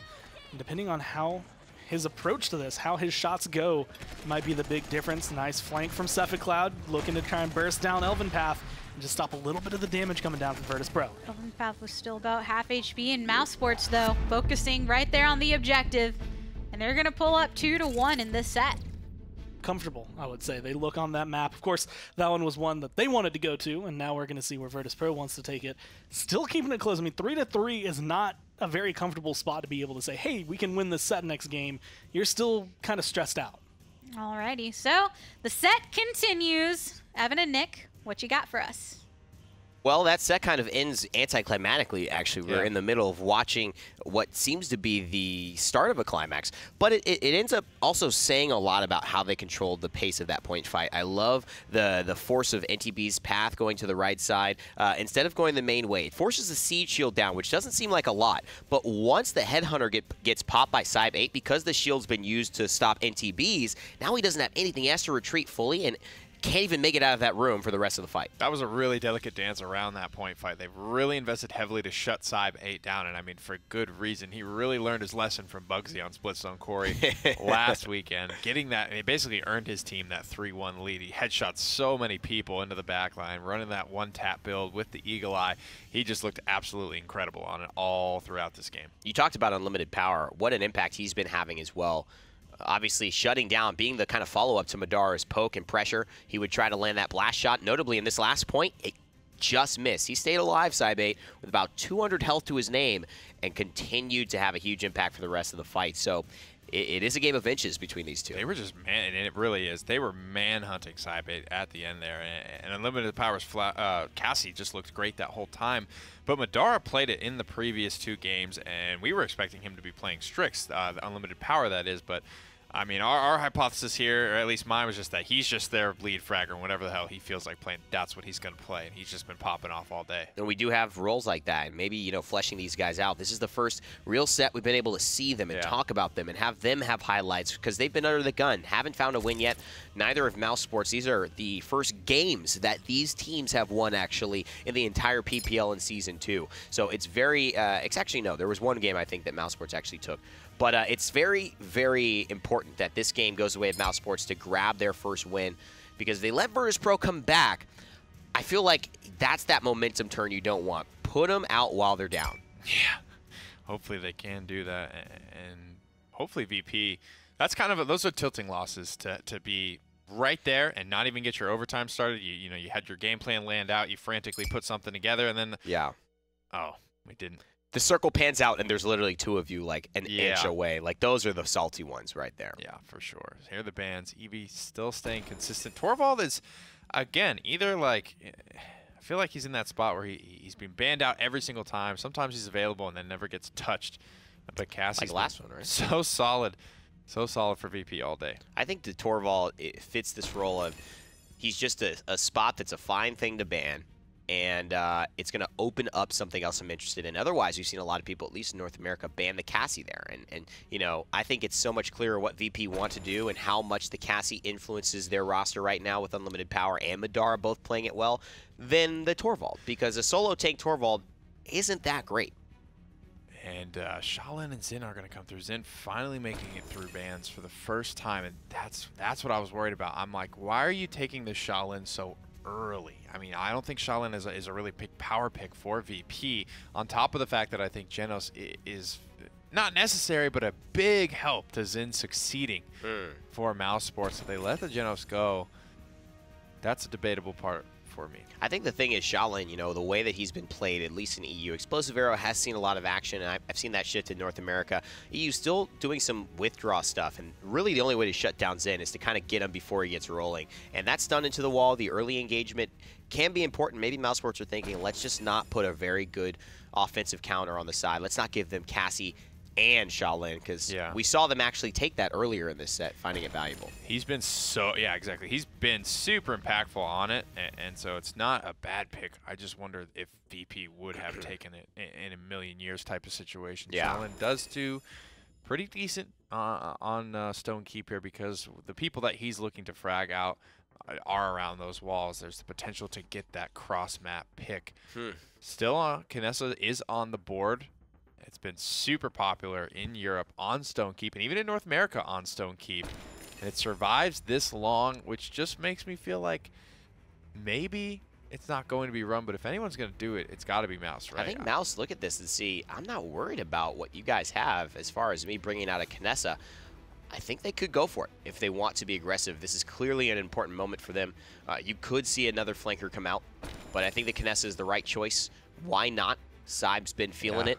And have Barrick, you have to trust it. Yeah, you got to trust it. You know, that the big thing is they're going to have to deal with the shielding of Fernando, of Barrick. That is tough to get through. The turrets are annoying, especially if Cassie and Bomb King are playing aggressively, but I think Mouse can do it with this lineup. I do actually like this composition a lot for mousesports. Well, let's head to the casters and see what happens. It's Game 4. Mousesports on the precipice of finding their first set win in PPL history.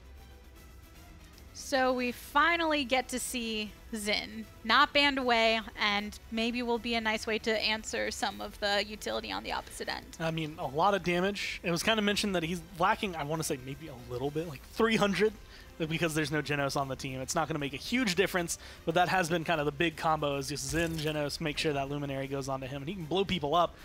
That doesn't really stop him from blowing people up anyway, although the healing might need to be a little bit more on point.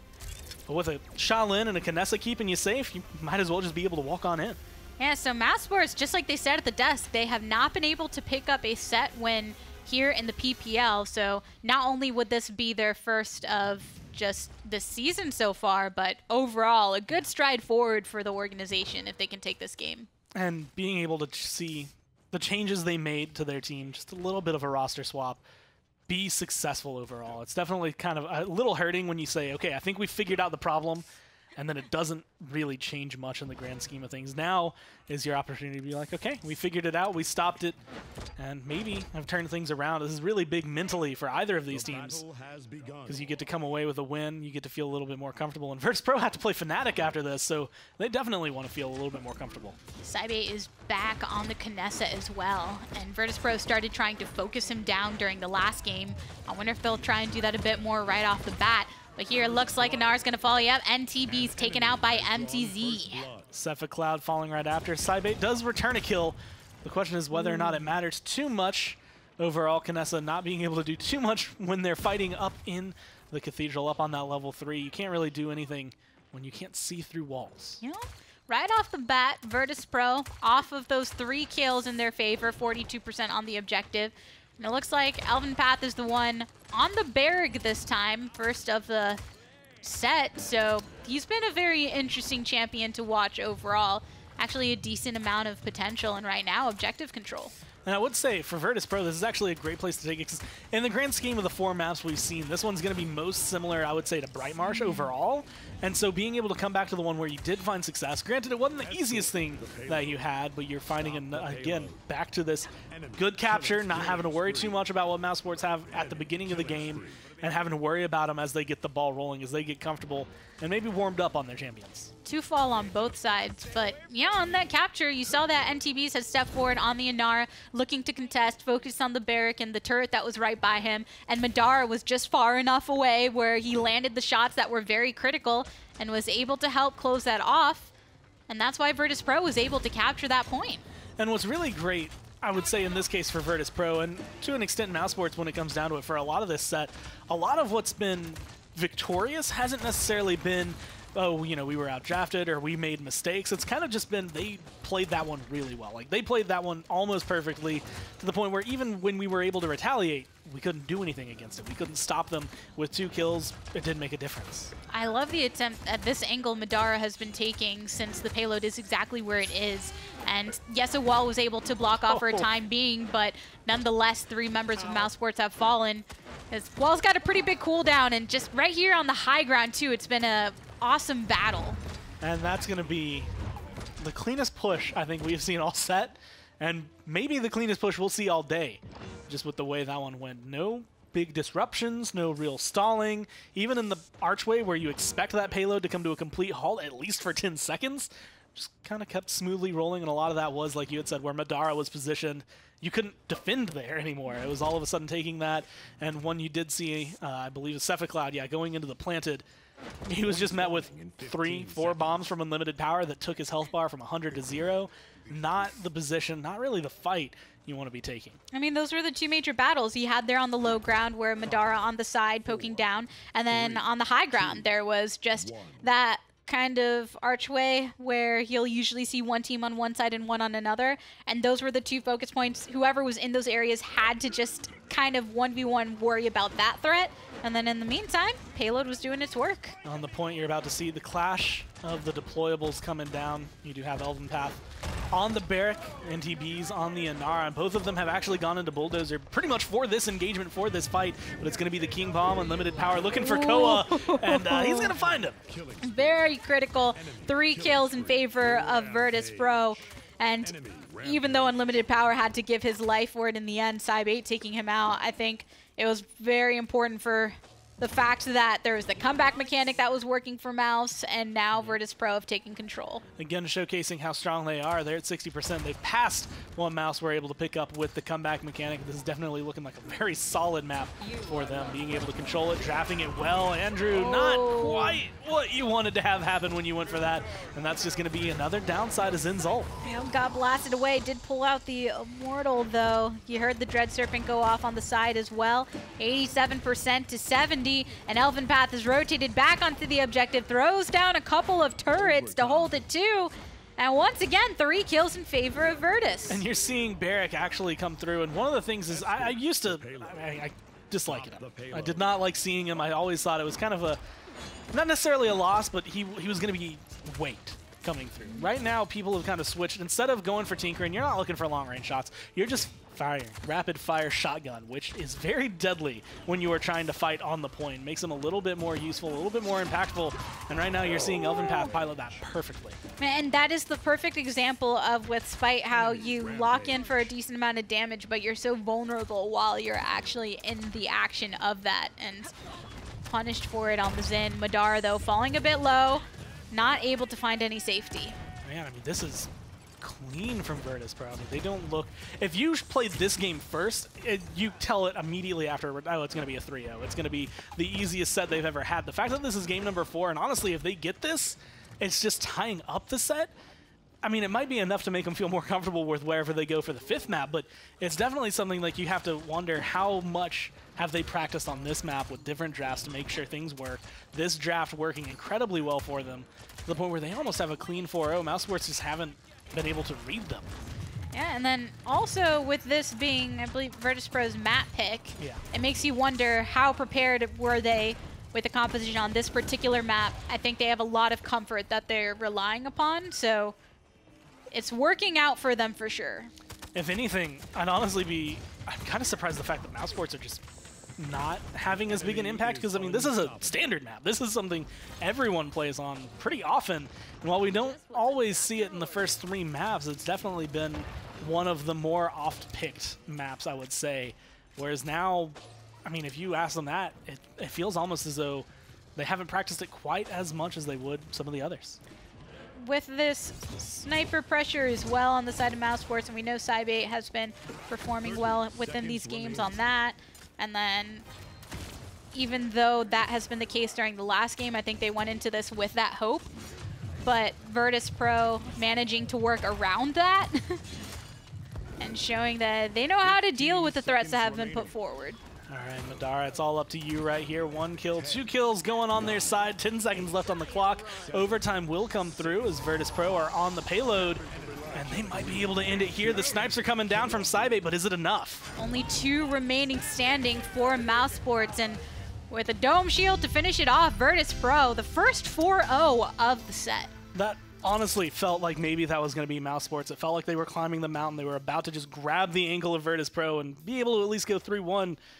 And then they just weren't there.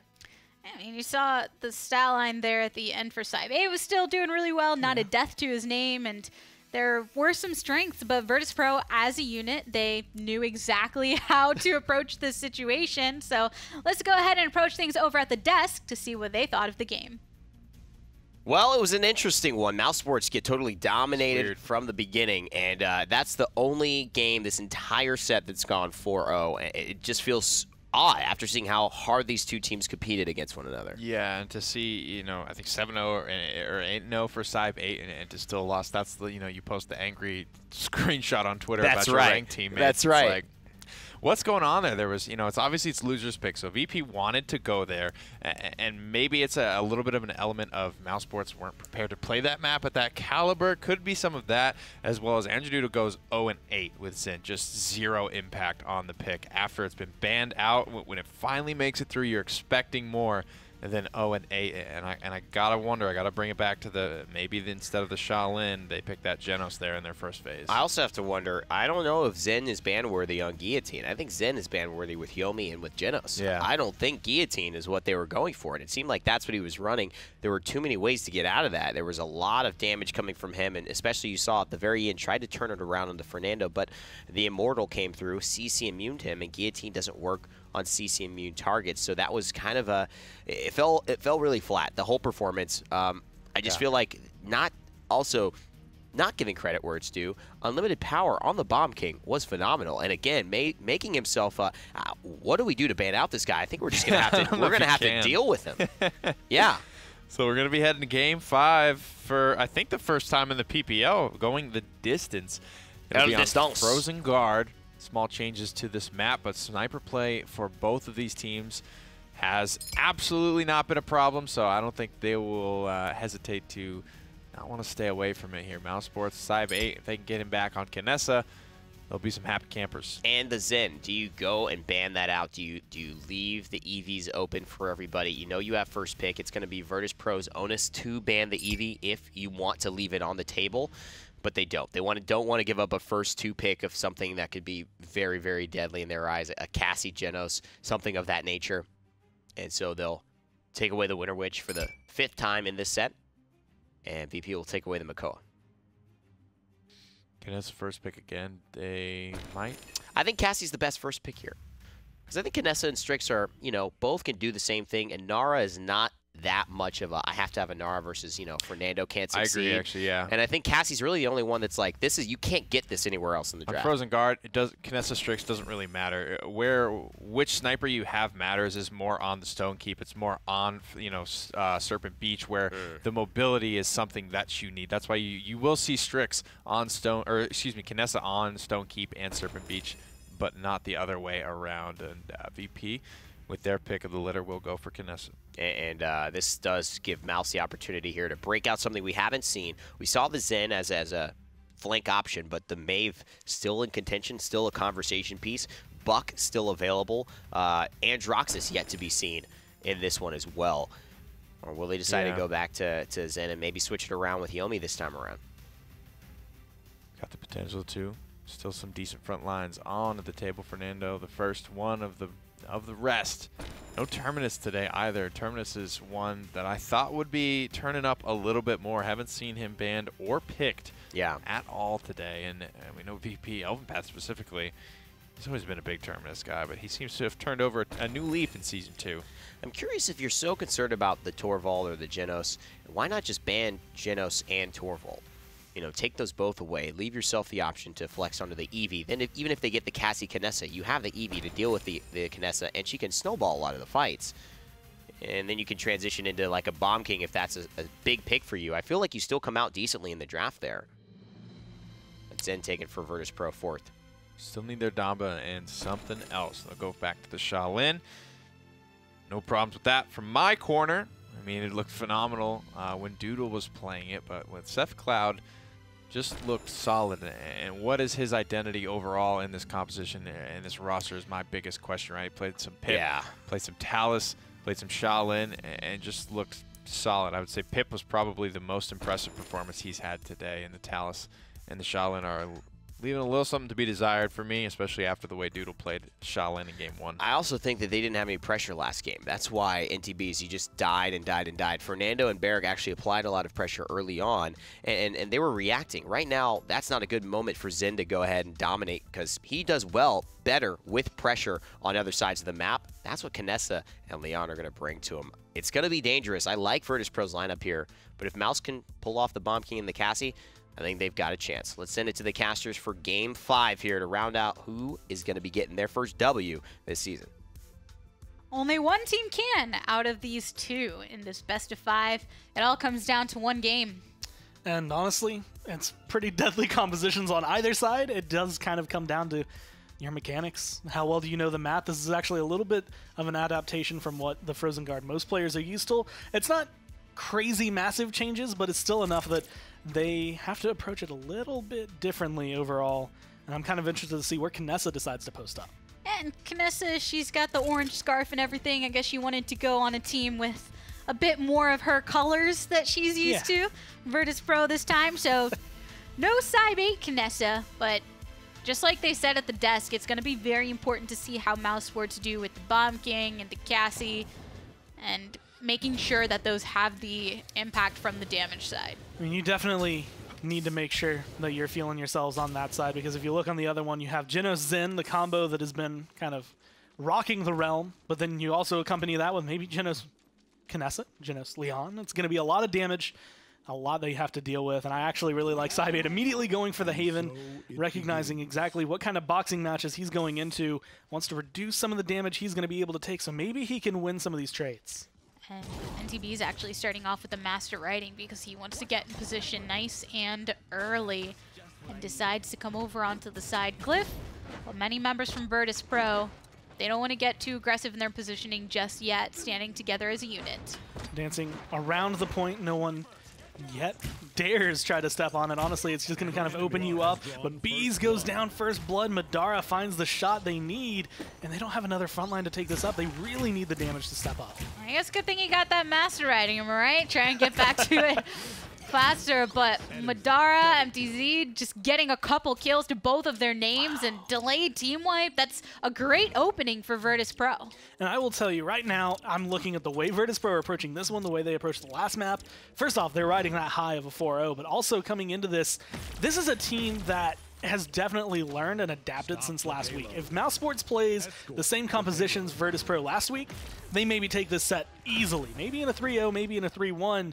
But this Virtus.Pro has been playing incredibly different. Again, much more to their players' skills. And that's just been such a devastating blow, especially at the beginning of every single map so far. mousesports really haven't had a leg to stand on at the beginning, but they fought back well. It's already time. Virtus.Pro pushing through, and AdMac once again getting a lot of kills to their name. And it comes down to when you're looking at the single frontliner on both sides, and Ash just actually being pretty aggressive. NTB's on Fernando getting caught out a couple times and punished. It's kind of similar to compositions we saw Virtus.Pro actually lose against last week, where they didn't necessarily get a front line, but when they ran their 4 front lines, all of the damage output was just enough to eliminate them. They didn't have to worry about their healing. They didn't really have to worry about the fights because they were just going to kill you before you could kill them. That's pretty much what their goal is right here. You can see a lot of damage coming down, just bursting through. That shield is just paying its weight in gold for a little bit, but NTBs can't stay alive forever. Difficult when you have to rotate around so much too with threats on multiple sides. Luckily for him, there's a wall on one side, which did allow him to live a little bit longer.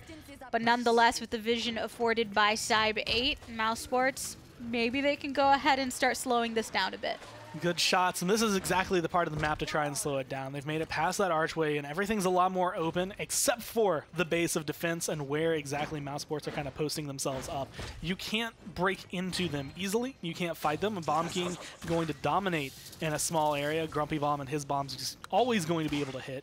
And then the others being able to hide right here where you don't really have much cover if you're attacking, versus them being able to just step behind a wall anytime they want.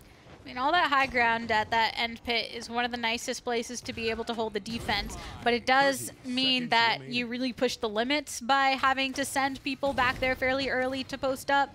So you're inviting Virtus.Pro just a little bit, but nonetheless, the pressure has been kept up by mousesports. I'm also feeling like this is another deficit and another kind of showing of Virtus.Pro's composition. They are really good at fighting from a range, but when you're fighting around the point, you have a little bit more cover to dance around. Zen can flank around the side and kind of make some pressure go away from where Leon is, where Kinessa is. Right here, you're not getting behind them quite as much, although I did see him kind of slip through on the side trying to go wherever he can. It doesn't look like Elven Path is going to make a big difference, though. Couple killing sprees achieved. Overtime still sitting on in. And actually, ultimates used as well. There's 3 down on the side of Virtus.Pro. And with that opening, mousesports take the defense. Not quite able to kill off Madara at the end. And that Kinessa, I mean, him and what was earlier versus Cybe 8 has been a big tale. But having the only sniper this time around and Kinessa playing on a map that this one, she's been a little bit more bountiful, I would say, as she was kind of like on Stone Keep, where a couple of people got really successful on it and everyone started to look at it. You can just see the impact he has when he takes the fight on his own terms, and honestly, you can't leave him alone. You need someone to either box him or get back there and kill him. I mean, the sniper play from both Cybe 8 and Madara throughout this set has been great. Whether it's Kinessa, whether it's Strix, and one of the things about having a sniper on your team is it means you're even more reliant upon your other players to add the physical pressure, whether on the objective or otherwise, because it's a lot less likely to be able to move forward in positioning. Pacific Cloud on the Shaolin once more, pops the Heat Haze, but there's it through time and space, forcing some redirection, enlightenment as well by Leon, but she gets chunked down and is forced to back off. Unlimited power got so low, but Sephic Cloud wasn't able to find the final blow, and it's looking like almost a repeat. No big kills even there. Elven Path, while he does get a lot of damage down, falls thanks to Zen ult locking you in place, but mousesports haven't been able to find their way onto the point. 27% picked up for Virtus. As it is right now, it seems kind of like just a standoff. With the one entryway there that you have kind of the wooden wall in front of, that's where a lot of the members of mousesports are choosing to cluster up to rotate. The problem is Virtus.Pro have their eyes clearly on that exact spot, but 2 taken down on the side of Virtus might be a nice opportunity. Cybe 8 gets rid of Elven Path.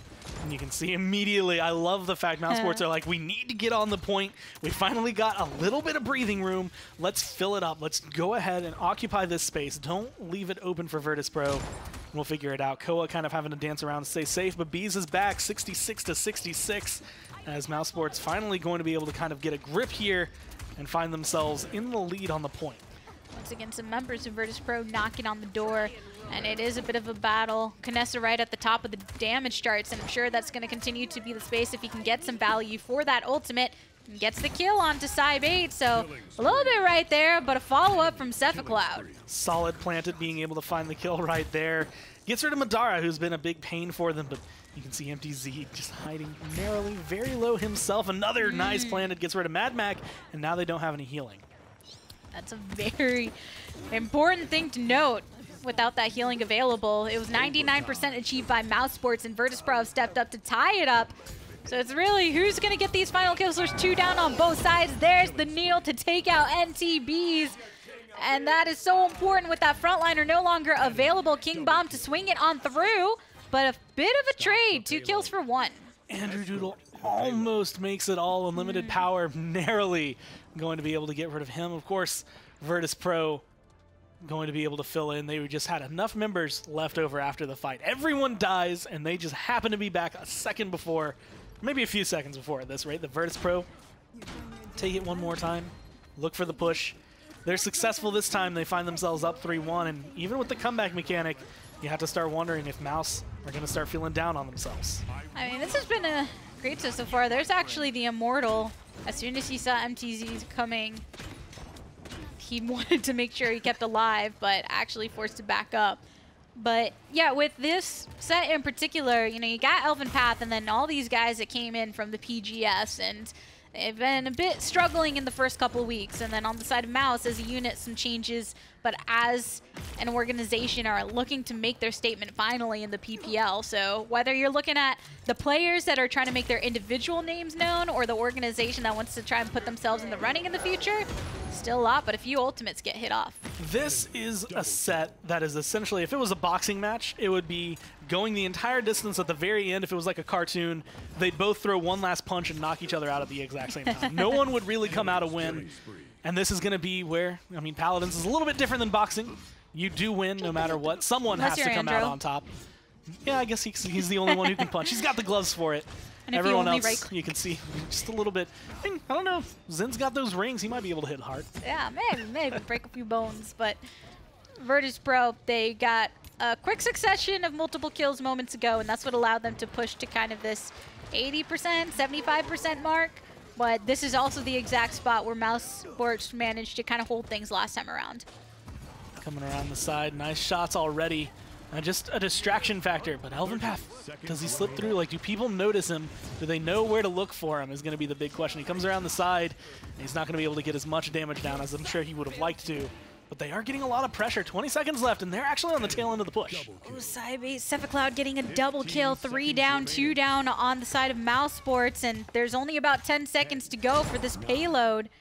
They got to be able to follow up. But yeah, Elven Path on the Zen. I mean, it's really difficult to lock Zen down because as soon as you think that you've had an impact, then he just billows away and you lost all of that progress that you made. So close. Yet so far away. Virtus.Pro almost had it. Cephacloud. And honestly, pretty much every single time mousesports have been in that position, someone steps up, gets a double, maybe a triple that just stops Virtus.Pro in their tracks and keeps them defended. I'm not going to be too surprised if this one goes 3-3, but right here is the time. If you capture the point, you want it to be your team because you can push, you can find a win. It could be all in all done for you if you can find it. And this was almost the play. That was where he got the double kill, but Andrew Doodle was fairly low going into it. And interestingly enough, you see how close Kinessa and Cassie are on the damage charts, but their slash lines also, I believe one is 10-7-8, the other one is 11-7-8. So been keeping up with one another in that sense. Definitely a big impact. Virtus.Pro, depending on how this beginning fight goes, might be all she wrote. A nice shot immediately gets rid of Madara from Cephacloud. Which is so important because that sniper pressure has been key to Virtus.Pro closing in on these captures. And mousesports, with that opportunity, can have this early impact, 36% and climbing. Koa left alone, the zoning coming down. I like how Andrew Doodle is kind of keeping pace with everyone on the side. Does have Poppy Bomb if he really wants, might be able to find a knockoff. But honestly, he's going to be looking now for the King Bomb rolling on in. Who's he going for? Oh, and then, oh man! 2 attempts at the ultimate from MTZ, but then now the first one, Dread Serpent onto the second, and mousesports following up, King Bomb and all. That's a nice way for them to be able to get this to 90%, a double kill for Andrew Doodle, and he's looking for more, the triple kill to his name. Now looking to continue following it up. Madara left all on his own, a nice long-range throw. Gonna be able to close that one down, and they grab the point. Mousesports could end it all right here, find their first win in the PPL ever, and finally cement themselves as something a little bit more than the bottom team. That was just a great look on Andrew Doodle, where he got the triple kill, and then he went for the sniper, and then Kinessa, because now you're able to see a bit of the pathing from when she does move away, immediately zips around to find the target onto Madara, gets the last in hand, and that just was the nail in the coffin for that capture point. Side 8 gets Elven Path, and they're trying to start this off. This is a very solid push, 1 minute and 40 seconds. And while it is a relatively long journey back, so far no one on mousesports has dropped, and they're still just running on forward. They're already in the base. And after the last game was a 4-0 from Virtus.Pro, so it would be really easy to lose any sense of momentum that you had gained, but nonetheless, mousesports, they are determined with just a little bit of a last stretch and a whole minute to try and do the job. You can see MTZ low, the burst, looking to try and come out from side 8, but so far they haven't been able to lock anyone down, and that's going to be how they can do this. They have to get rid of 1, maybe 2 full members. If they can lose MTZ, then all of a sudden that opens it up. There's the King Bomb, but no follow-up. MTZ stays alive. Yeah, with actually Ash right in the middle of the ultimate, gets a stun, but still able to stay alive. 2 taken out for Virtus.Pro, but on the opposite side as well, Madara still trying to hold that high ground and throw out the shots, but Cephacloud has his eye on him. The grip onto the Maldamba. And this is getting intense. Right now, Madara finally finding some kills. Koa, Cephacloud going down, keeping it narrow, close, but not quite done. Virtus.Pro timers, respawn, kind of helping them out there in the defense. And it's on the tail end, but you can see mousesports. I love this patience. Wait for your team, regroup with bees, get your Bomb King, get everyone ready for one final assault. You don't have any ults, and that might be something that causes a nail in the coffin that they get the defense. You need to find it here. And it allowed us to get a nice look at that skin, too. I always love looking at that Cassie skin.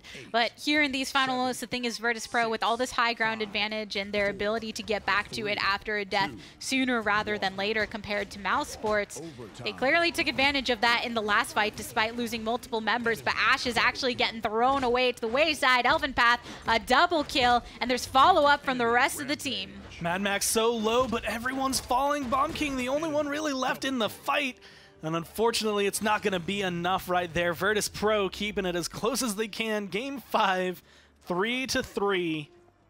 And just enough charged up on both sides that really you have no idea who can come away with this point. 17-9-11 for Madara. And Cybate 11-9-12. So a few more added, but this play from Andrew Doodle is just a great way to go ahead and secure this for mousesports. Just clean triple. There's Not another often one. are you going to be able to get maybe that kind of performance to capstone that point for you. Maybe hoping for it here. 73% on that King Bomb. But Andrew Doodle has been the good answer, I would say, to a lot of the members of Virtus.Pro. And if they can get a good early kill like they did last time on Madara, that's just the start they need. And Virtus.Pro, according to their itemization, really want to worry about Cephacloud and Cybate, all these direct hits and everything. And Andrew Doodle, though, on the Bomb King, wondering if he can make a similar impact to what he did the last time. Manages to get a decent amount of damage onto Madara, but he's able to escape. Same angle, same fight. Madara low, but not dead, and honestly not being found. It looks like he should heal up. Mad Max on the side, 78% on through time and space, which could, again, be another high impact right here, but there's going to be the first kill, and that might set it off. Extra vision potential from mousesports to 24% to their name. Andrew Doodle finally taken out by Elven Path and Madara. This could leave an opening for him to go ahead and get these free shots, but he's actually positioned right on the outskirts of the objective. Headhunter available, ready, and potentially able to get rid of any, say, NTBs that might stand between you and capturing a point. 48-51 now to 24. There's going to be the assert dominance, planting the flag. Ash ready to claim this one as her own. 3 ultimates recently used by Virtus.Pro. NTBs takes out Madara, though. Cephacloud with a little bit of follow-up. So, oh no! mousesports taking some control. Their damage shield is putting in the work. Double kills across the board. That is a team wipe. And mousesports, a great chance for them to go ahead and capture that objective potentially. This zone is probably going to feel like the most important zone of the league for the entirety of the time mousesports have played. 87, 90, 93, taking up. King Bomb's ready. And it looks like he's rotating right there. Limited power taken out by just that. Ash has made a rotation too as well. Overtime has set on in, but once again, one by one, Virtus.Pro are falling. NTB's planting himself onto the objective, leaving no opening for Virtus.Pro. And mousesports with their first victory in the Paladins Premier League. You know they're feeling happy after that one. I mean, that was a well-fought set all around. Glance over the 4-0 in the fourth map. You can just kind of ignore that one. Everything else, I mean, it was just back and forth between these two teams. And at one point, it looked like that was just Virtus.Pro. They were just going to clinch it, close it, and end it. But Mouse fought back. I mean, amazing set throughout. You had the 4-3, the 4-2, 4-0, another 4-3. It was just phenomenal to watch these two teams duke it out. So I know we're happy over here. Desk, what about you? Doodle, doodle, doodle, doodle. Congratulations to mousesports and everybody, and it was fitting that NTBs was left standing on the point by himself as he was shouldering a lot of this team heading into this new season, picking up Side, picking up Sephi. You know, we question his Shaolin on Stonekeep, but it looks so much better in this game. And you got to say, pretend Stonekeep didn't happen. Congrats to mousesports for getting their first win. They did it, man. I mean, incredible stuff from them. Kind of front to back. It was so hard to pick who really pulled the most weight in this set. There were so many great moments from both Andrew Doodle and from Sephi Cloud. Everyone had their moment. Everyone had their time in the sun side. 8 looked great on Splitstone Quarry. mousesports are really coming together as a team, but how can you give it to anyone but young Doodle after a performance like that? And this is exactly what this set was. Completely neck and neck. 49 and 49. The amount of times he gave, he got. And that's just, you know, it's a game of inches when you get to this high level. And between these two teams, this has probably been my favorite set to watch. Strictly for the fact that we've gotten to see these guys in such a different light. We've gotten to see them under pressure situations, making each other better. And I think using that to capitalize, and this should be a big stepping stone for them throughout the rest of the PPL season. I mean, we learned a lot about Virtus.Pro today. Learned a lot about mousesports today. And I think they learned a lot about themselves being pushed pretty much to the absolute limit. I got to say, even though they did take the L today, Virtus.Pro definitely gave us a great show. Unlimited Power looked great. I've been very impressed, for me personally, with Elvin Path throughout the day. I thought he's been a phenomenal leader for this team, and just the amount of switching and flexing he's done around. It's just a really, really top-tier Paladins player. It was a beautiful set. It was honestly one of the best sets I think we could have asked for as far as Paladins esports, and I think when you get down to it, you can just hope that these moments happen more often. But when they don't, and you know inevitably they don't always happen, just enjoy them while they're here. I was sitting back having just a blast, listening and watching, and heading into this, you know, Virtus.Pro, it's not to be misconstrued that they're a great team. They've got a long way to go in terms of wins. Right now, they're probably out of most contention for lands and things like that with 3 losses in a row. But I do have to say that they've got another game coming up against Fnatic now. They've got to get back to business, and hopefully this has geared them up for that. Trying to keep the season spicy, right? Fnatic, a loss here would be... That'd be big. You know, pretty monumental to take a loss like that to Virtus.Pro. Technically a winless team right now. But, I mean, Ninjas in Pajamas are basically rooting for anyone that's against Fnatic or not as sincere. They really are hoping that one of these top 2 teams is going to take a loss. And, you know, we have it all marked up as the battle for Europe. Fnatic lose this matchup, then Na'Vi just kind of get it by default. That's super true. Well, let's take a look at the schedule for the rest of the day. We've still got plenty of action. That's only a quarter of it done now. Best of 5 set goes the way of mousesports over Virtus.Pro. Fnatic now will have their chance at Virtus.Pro. We'll see if that warm-up ended up making them a little bit more engaged and ready to go. Fnatic then will find their doubleheader against Na'Vi, finishing that off the set of the day, and then NIP and Na'Vi battling it out to really try to discover who can maybe make a stake for number 1. Especially if Na'Vi lose, that will be a big deal for Fnatic if they end up winning. We're going to go on a quick break, guys, but we will be back with more PPL action here. Remember to follow the show, the Paladins Premier League, so you never miss when we go live, and we'll see you all in a few minutes.